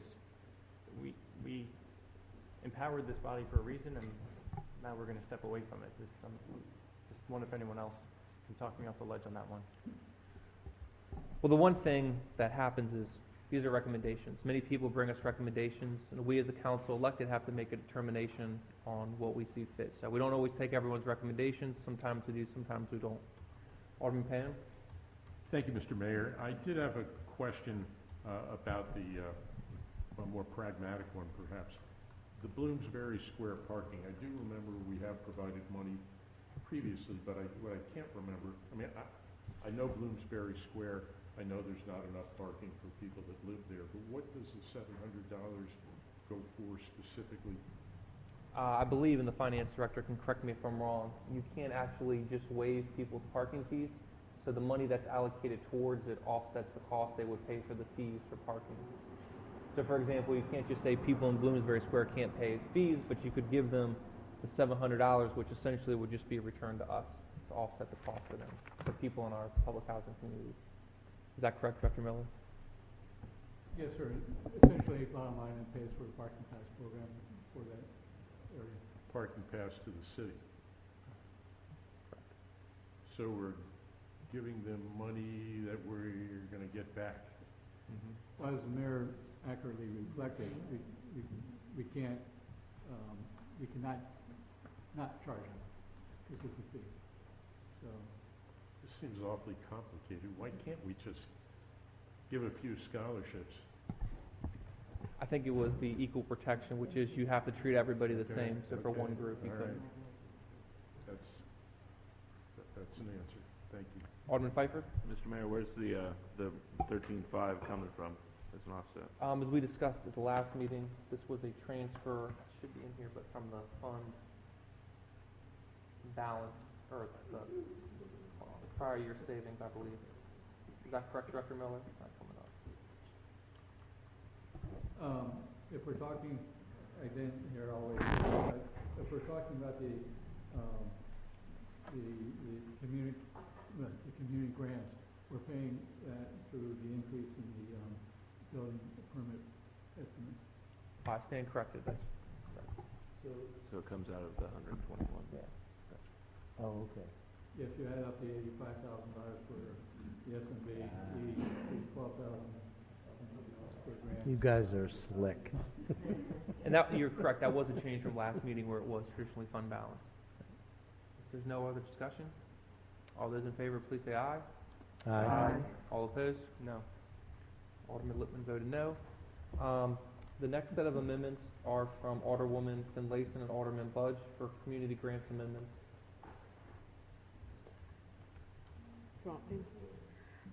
These grants are additions to the committee's recommendations, and we highly respect what the committee did.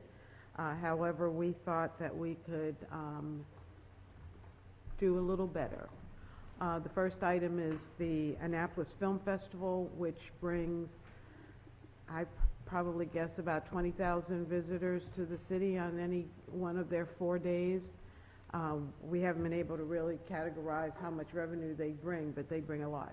And we have not been partners in that at all. And it's somewhat disheartening to go to one of their events and we're not listed. And we should be partners with them. So the lion's share of this amendment goes to the Annapolis Film Festival. Monroe Uplift Foundation is really Asbury Church, requesting to put in a restroom so they're ADA compliant. And the other three, we thought that the services they provide are not services that others could do, that we could do. And so to assist them in assisting us in helping our residents. So the total is $23,000.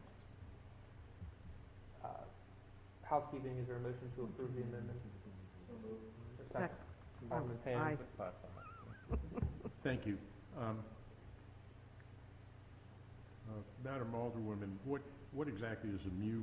There are three of these I don't know much about. The Monroe Uplift Foundation, the AACCAA, Green Summer Works, and the Hope for All. I know the other two pretty well, but...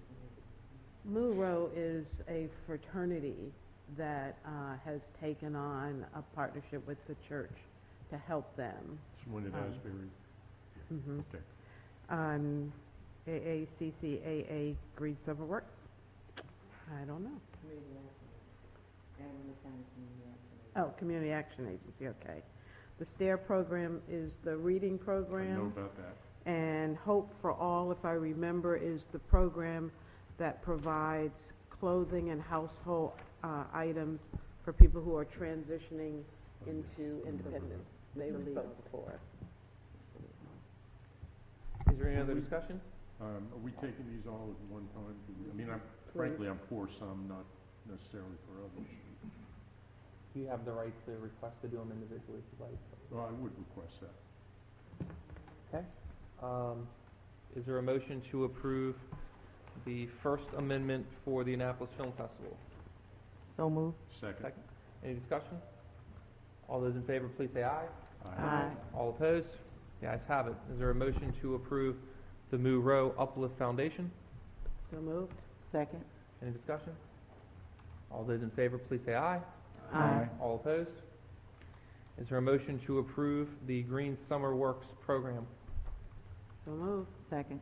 Any discussion? All those in favor, please say aye. Aye. Aye. All opposed? No.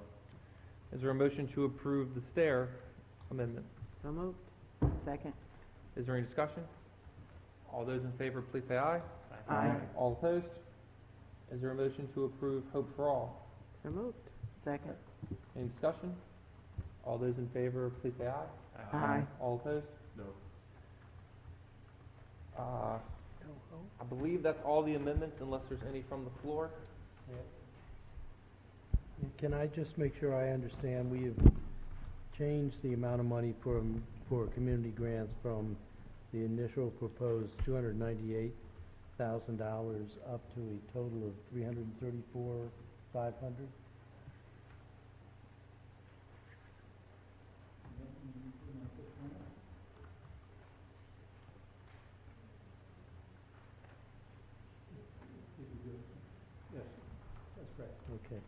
So if I add 36,500. What's the total again? 36.5. No, the total for community grants is now 334,500.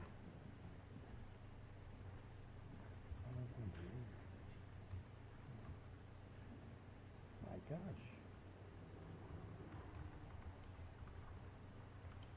That comes up to 121,500. It works. So are there any other amendments from the floor? Alderman Lippman?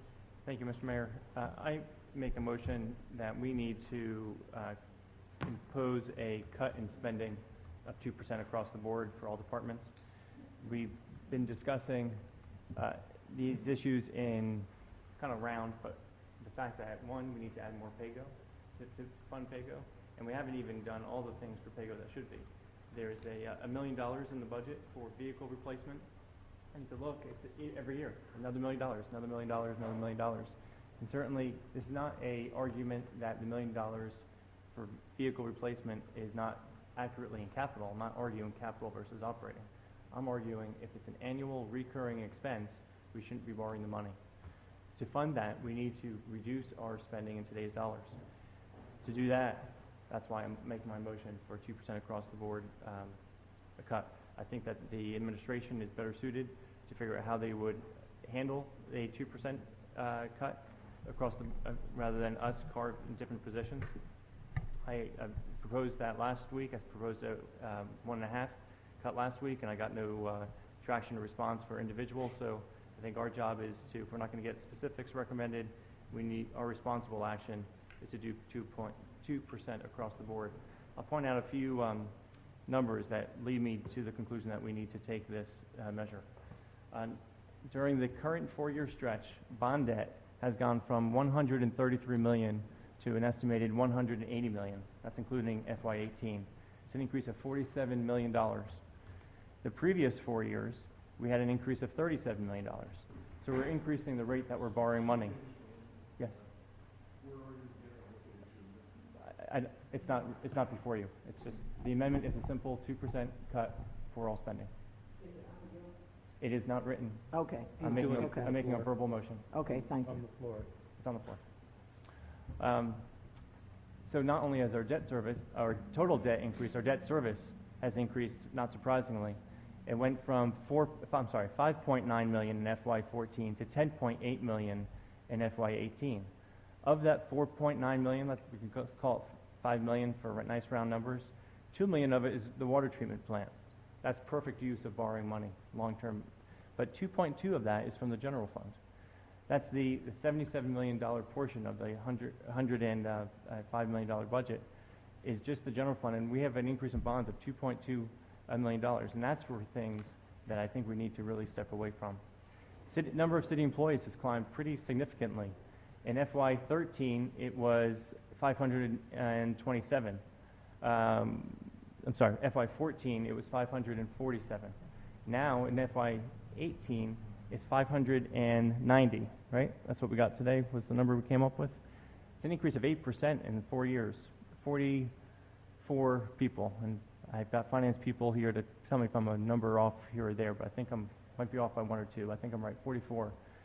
Of the 44, we did 22 of those people just in this year's budget with the increase in police and fire. But we've continued just to rack up positions.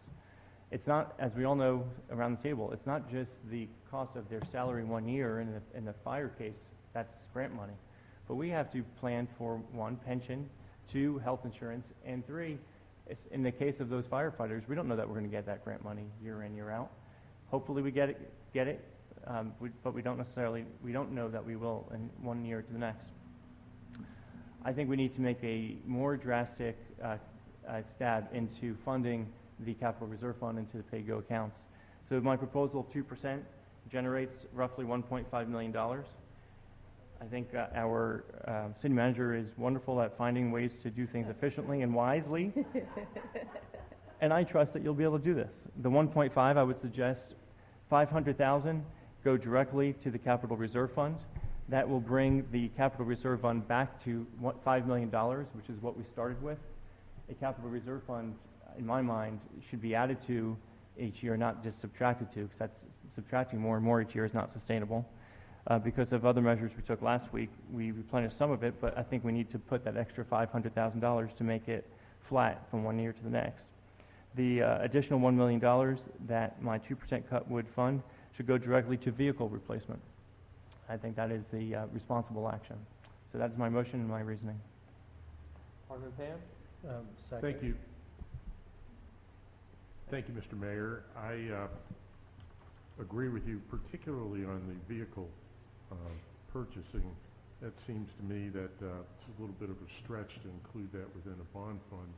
If we have to, that means getting fewer vehicles this year, then so be it. I have to say that I was going to propose that, except I was going to accept public safety from that because I don't think we can afford a 2% cut in that regard. But if you will accept that, you certainly have my vote. I think it's not a good time to cut public safety in any way, shape, or form. I realize that that takes a big chunk of the budget and that that reduces the amount of the savings, but c'est la vie. I mean, I think that we should accept that. But beyond that, 2% is a number I had in mind, and I think it does even out parts of the budget, and I like the way you think. Thank you, Alderman Fayon. I say I would like to associate myself with. If you're asking if I would take the friendly amendment, I think it's reasonable to suggest what you're doing, but because public safety takes such a large portion of the budget, if we exempt public safety, then to get to that same number of 1.5 million, I didn't do the math, but you're really talking about 5% to all other departments. I'd rather say 2% across the board and leave the magic to the magician of where he's going to find it. Because you could do it from reduced spending. Say, whether street repair, you could decide not doing $2 million street repair in a given year. You could do 1.5. Well, I would just cut the rest of the departments, and like with roughly low 30s for public safety, we would get 2% of 77 million instead of 107 million. I would make that amendment. Alderman Arnett? Thank you, Mr. Mayor. Well, of course, I agree with where you're going. I just don't agree with how you're going to get there. And also, I hate buying my tickets for this trip so late in the day. I've never been a fan of across-the-board cuts. We know that there is, and in fact, I think during one of the Finance Committee meetings, the city manager confessed that there's some padding in the budget. Every year, we seem to find surpluses. It's a guidance. It's a document to guide us. It is a legal document because it is the appropriation. But I find it hard to do across-the-board haircuts because public safety is more than 40% of the budget, and I'm certainly not going to vote to cut public safety. I know that my constituents would not support that. They've been very clear that they would not support that. And so then you have the haircut fall very heavily on other components. One of my favorite components is planning and zoning. They took a 50% haircut when we were trying to recover from the economic downturn, and they're still trying to recover from that. I don't think you can do these things at the last minute. I have urged for years, we had our core value work that we did a few years ago. I participated fully in that. I don't think anybody else did. And core values was just the precursor for core services. We have a hard time bringing ourselves to addressing what services we will continue to provide and what ones we won't. And there's a reason for that. Our constituents want every service. They want more services. They just don't want to pay for it. And we're weak-willed politicians, so we promise them more services, but we don't know how to pay for it. I don't think 11th hour haircuts is the right way to go. I fear that the only way we're really going to address this is to have another near-death financial experience. We showed great fortitude. We figured out how to make cuts and how to save money and how to come back, and I think we came back in an incredibly good fashion in a very short period of time. But short of a crisis, and definitely not at 9:45 on the night of voting on this, I just don't see how we can support an arbitrary haircut. So while I really love the journey, the itinerary that you've set out, and I'd love to take the trip, I just can't find my American Express card to pay for it. So I appreciate the thought, and maybe if it was you and Alderman Peon and I on the Finance Committee, we would have gotten to this sooner. I do want to point out that I didn't hear any haircut discussion during the Finance Committee, not from me for sure, and I don't think from anyone else. So I seconded it because I think this is a discussion we need to have, and it seems we always have about at this point before we go ahead and approve the budget, and say we need to do this next year. And we do need to do this next year. We are pushing things down the road that need to be paid for. Pension, getting our capital budget in order. I am extremely pleased, and you should be given great credit, that we are making the moves we're making to pay-go in this budget. Just like the no net loss, I never thought we'd get there, but we did.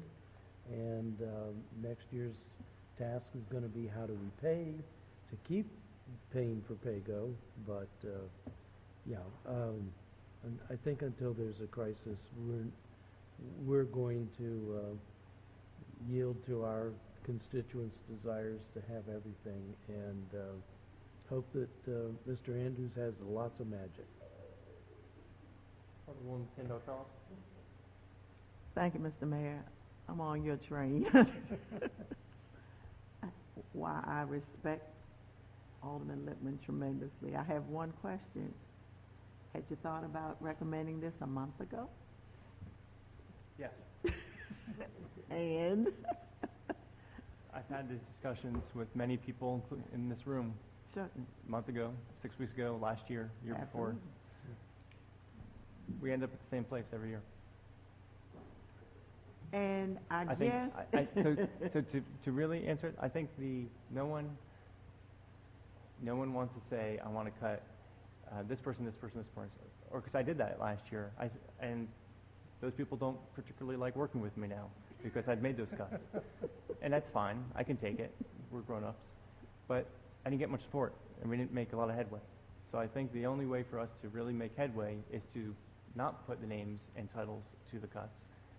Leave that to the professional who knows where the soft spots. We found $120,000 just between this week and last week. Right? What other drawers are there?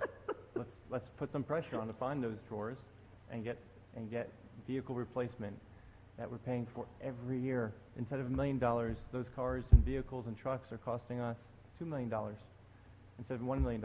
I just can't do that to our taxpayers in good conscience. I just don't think we're acting responsibly by doing that. You know, I'm just thinking about something I hadn't really thought about. We are a group, residents, the United States of America are basically people who follow the credo of giving.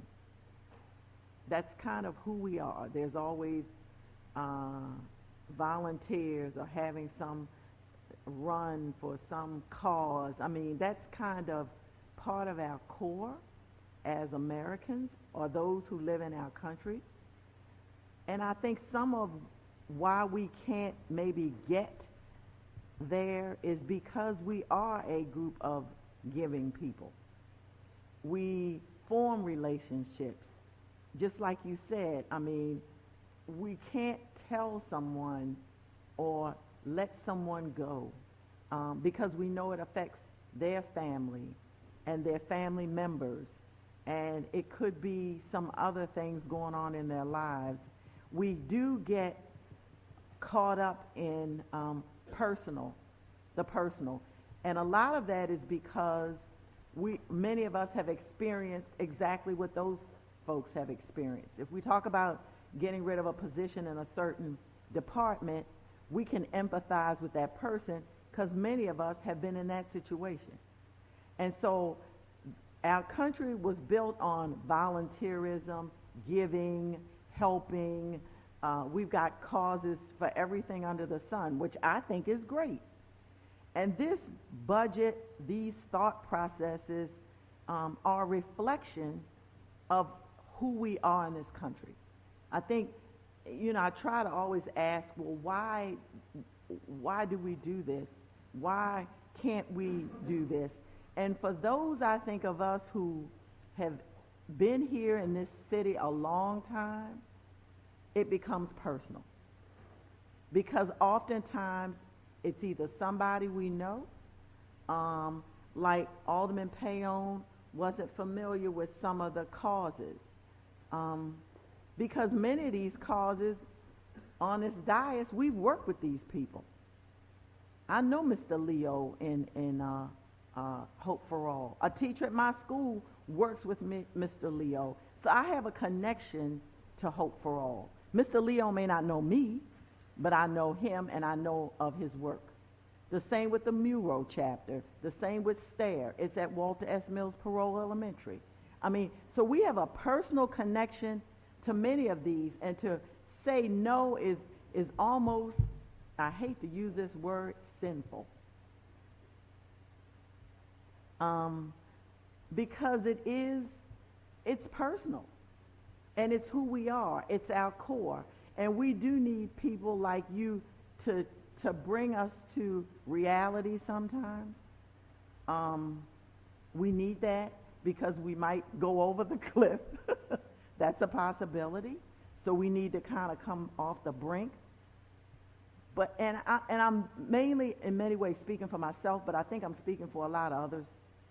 It does become personal because I can empathize with somebody who may lose their job, knowing how it impacts their family and family members. And yes, it may need to be done, but I wouldn't want it done to me. So it's something that we can't get away from because we're so connected and wedded to a lot of these causes. Many of us were brought up that way in our own homes. And you and I had that conversation when I first came on the council about how many of us, our own belief system and how our parents raised us was a giving sort of thing, almost to the point of you sacrifice yourself for somebody else. And so a lot of where many of us are coming from, it comes from that. Am I making some sense? Well, I appreciate the input and question. I'm glad you ended with the question so I could respond.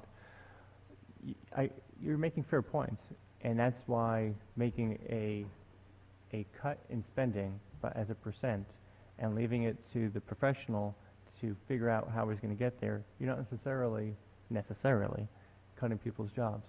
But I strenuously disagree with the suggestion that a cut like this isn't personal to me, because this stuff keeps me up. I think about this frequently. I don't, whether in my day job or my hobby job, whichever way you want to call this, I don't take this stuff lightly. I don't suggest anyone's living. I take that with deep concern and responsibility, but I also take with deep responsibility the 38,000 residents who are looking to us to spend their money wisely and to spend it as we would spend our own. And I wouldn't borrow the kind of money that we're borrowing for a car to pay it out over 10 years. I just wouldn't do it, even if the rates that we're getting. I just don't think that's responsible. And so I think we owe it to, because we have personal relationships with the taxpayers, and they visit with me and they talk with me and they express their concerns, I don't take any of this lightly or with a lack of personal feelings at all. I didn't mean to suggest that, not at all. And to put it at the feet of the directors, I think, I mean, I'm not saying it's right or wrong, but they probably in some ways feel the same way. They have to make tough decisions, and that's hard, and it does get personal. It has to be. I mean, it's hard. Put it that way. That's hard. also their job. Right. I get that, but just because it's your job doesn't make it easy. Right. No one said Nobody. that. And like I said, I don't want you to think that's what I thought. Yeah. No. I'm sure you've agonized over this, and I definitely know that. I mean, I'm not disparaging that at all, but I get it. But it's a wrestling match between your core and what you feel like maybe must be done. It's a wrestling match. I appreciate you saying that's not easy, but again, our job and our director's job isn't to do what's easy. Our job is to do what's responsible. What's right. I get it. And so we need to work to overcome the easy. I get it. Thank you. If there's no other discussion, Alderwoman Finlayson? Thank you. I would like for us to remember that we're a service organization. When I came on the council 10 years ago, we had a little over 600 employees. So it's not that we've been continuously growing. During the previous administration, at one budget season, I think we cut about 33 positions, and that was hard. But it was necessary, and we did. We had to add 12 new firefighters this year because the fire department was understaffed. We've added new police officers, and we're still in the hiring process because we're changing how we police our community out of a need to do that. You know, the community policing model brings police into the community in a very different way, and it's a necessity. You know, our city is unique in so many respects. We have a little bit of everything. You know, we have the tourist industry, we have the boating industry, we have the state government and the county government and the city government and the colleges and, you know, 100,000 tourists on any given day. We are unique to everyone else. And so when they want to talk about how many more people we have working in the city, it doesn't compute, because no place else requires the level of services that we require of our employees. Now, Alderman Arnett is correct. We started that discussion about our core values. We didn't get very far. But we talked about doing a survey to ask the community what they value, so that we would have some real hardcore data to support our positions. You know, if the community feels good about cutting the police department, then they should tell us that. You know, or if they feel good about cutting the planning department or recreations and parks, they would tell us that. But we don't have that information in front of us. So it's very difficult for us to sit here, bless you, and talk about making across-the-board cuts when we know that it's going to eventually get down to people, because, you know, that's the bulk of what we do. We can't provide the services without good people. So it's a tough one, you know, and we've talked about the haircut, but sorry. Right. All those in favor, please say aye. All opposed? No? No. There's a lot of abstentions, but I believe the noes have it. There's no other motions. Is there a motion to adopt O-2117 as amended on second reader? All those in favor, please say aye. Was discussion? Sure. Are we balanced? Mr. Miller? Mr. Andrews? Nikki We says are yes. balanced. Okay. Nikki says yes. What do we want? When, when will we see? I can't read it. So we'll get a revised pro forma? All right, thank you. Thank you, Mr. Mayor, for the discussion. Alderman Pan? Mr. Mayor, do we have a total what the budget is? It started off at 107 million.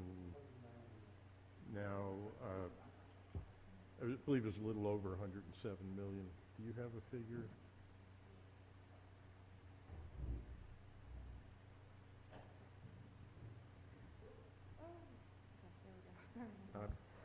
Total revenues are $106,236,119 and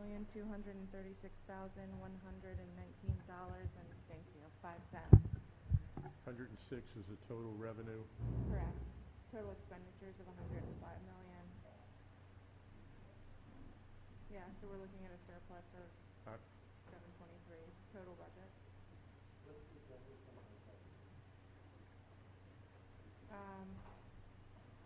74, surplus of $334,527.36.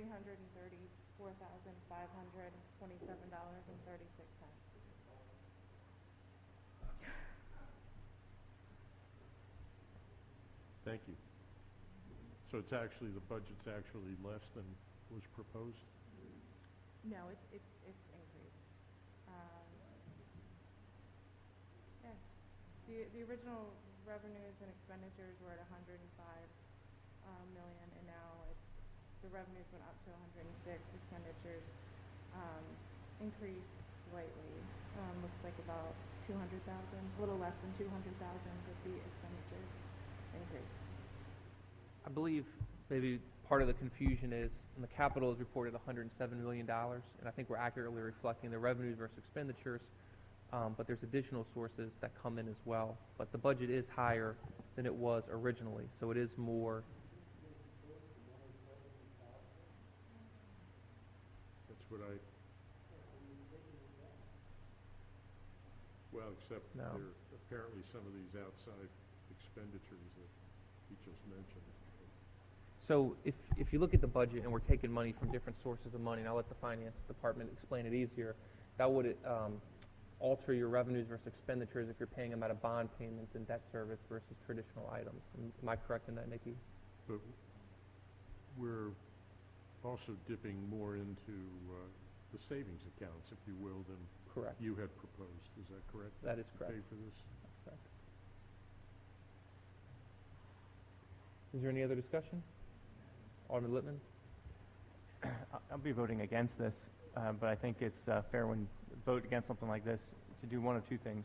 One, propose amendments of what you would do to, if your amendments pass, that you would support it, and that was my motion. Obviously, I withdrew a lot of other motions that amendments that I was seeking that I thought were less important. But just the combination of tax revenues going up every year since 2013 when they went down the prior year, the spending increasing faster than the rate of revenue increasing, bond debt increasing faster than previous 4 years, debt service increasing, number of employees increasing, and the failure to further address pension liability and health insurance. All of those are concerning factors for me and why I'll be voting against this. I'm also discouraged that we didn't continue trying to make progress on project-based budgeting rather than line item. I fully agree that we weren't overly successful the first year, but no one should have expected to have wild success the first year. It's something, as the fact pointed out, that builds on itself. I do think that the council made progress on the capital budget, and I appreciate your comments earlier, Alderman Arnett, to that point. And I think that's good progress. But now we need to do the second and much harder step, as you also pointed out, which is to get funds back into PAYGO at a much faster rate than what we're doing now. Because right now we're just relying on a portion of surplus to go into the capital reserve fund, and it's obviously not sufficient because in year one it already went down. Dipped below the $5 million that we initially funded it. So for those reasons, I'll be voting against this. All those, Alderman Payon, and again, we still have a third reader roll call to get to. Alderman Payon? Well, I might as well discuss now what I would on third reader. Look, this is, to be honest, it's not your budget at this point. It's not the budget you proposed, which I supported wholeheartedly. What might make me vote for it anyway is that we're not talking about huge amounts of money that the council, these amendments have altered your budget. What concerns me are many of the same things that concern my colleague from Ward 5, and that is the source of the money. I can't stand that we're going into our reserves to help balance the budget. To me, that is no wiser than going on the bond market to balance the budget. It's not, the only good news is that it's not a huge amount, but it's a little bit like saying, gee, Mom and Dad, I've been able to budget to balance my household budget. I had $50,000 in the bank going into planning my budget. I now have 45. I don't consider that to be particularly balanced, and I don't lay that at your feet. I think that some of the amendments particularly some of the amendments have been made, shall we say, inadvisedly. I think that we need to go back to the basics and make some decisions, tough decisions at times. I disagree with my colleague from Ward 5 that we have not made progress on paying into the retirement, and we've certainly done a good job of what we have in terms of bond funds, reducing the interest rate by refinancing. It's all good. There are a lot of good things that we have done, for sure, but boy, I just really don't like going into reserves at this point. Thank you. All those in favor, please say aye. Aye. What are we voting? We are voting on second Second reader, reader. then there will be a third call, which is a roll call vote, Right. the same as every year. So all those in favor, please say aye. Aye. All opposed? No. Alderman Arnett, Littman, and Payne voted no. Is there a motion to adopt O-2117 on third reader? Is there a second? Madam City Clerk, would you please call the roll? Mayor Panlady, Aye. Alderman Budge, Aye. Alderman Payon, No. Alderman Pendle Charles, Aye. Alderwoman Finlayson, Aye. Alderman Littman, No. Alderman Kirby, Aye. Alderman Pfeiffer, Aye. Alderman Arnett. The ayes have it. The budget is passed. Madam City Attorney, would you please present the next item? Mr. Mayor, the next item on the agenda is legislative actions on first reader, beginning with Resolution R-2217, United Nations Paris Climate Agreement.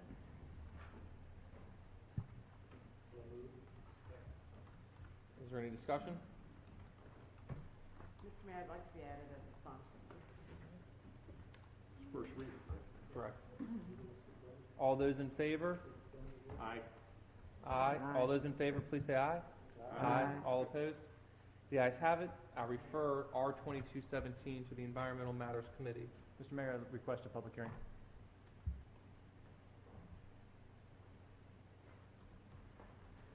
I think it's naturally scheduled to have a public hearing. Not resolutions, only ordinances would be automatically given a public hearing. I'll have to ask the clerk and attorney, who determines if there's a public hearing? Is it a vote?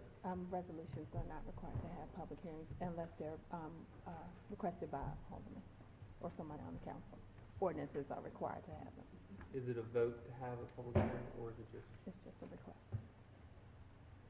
so if he requests it, it's automatically a public hearing? I think so. Okay. Okay.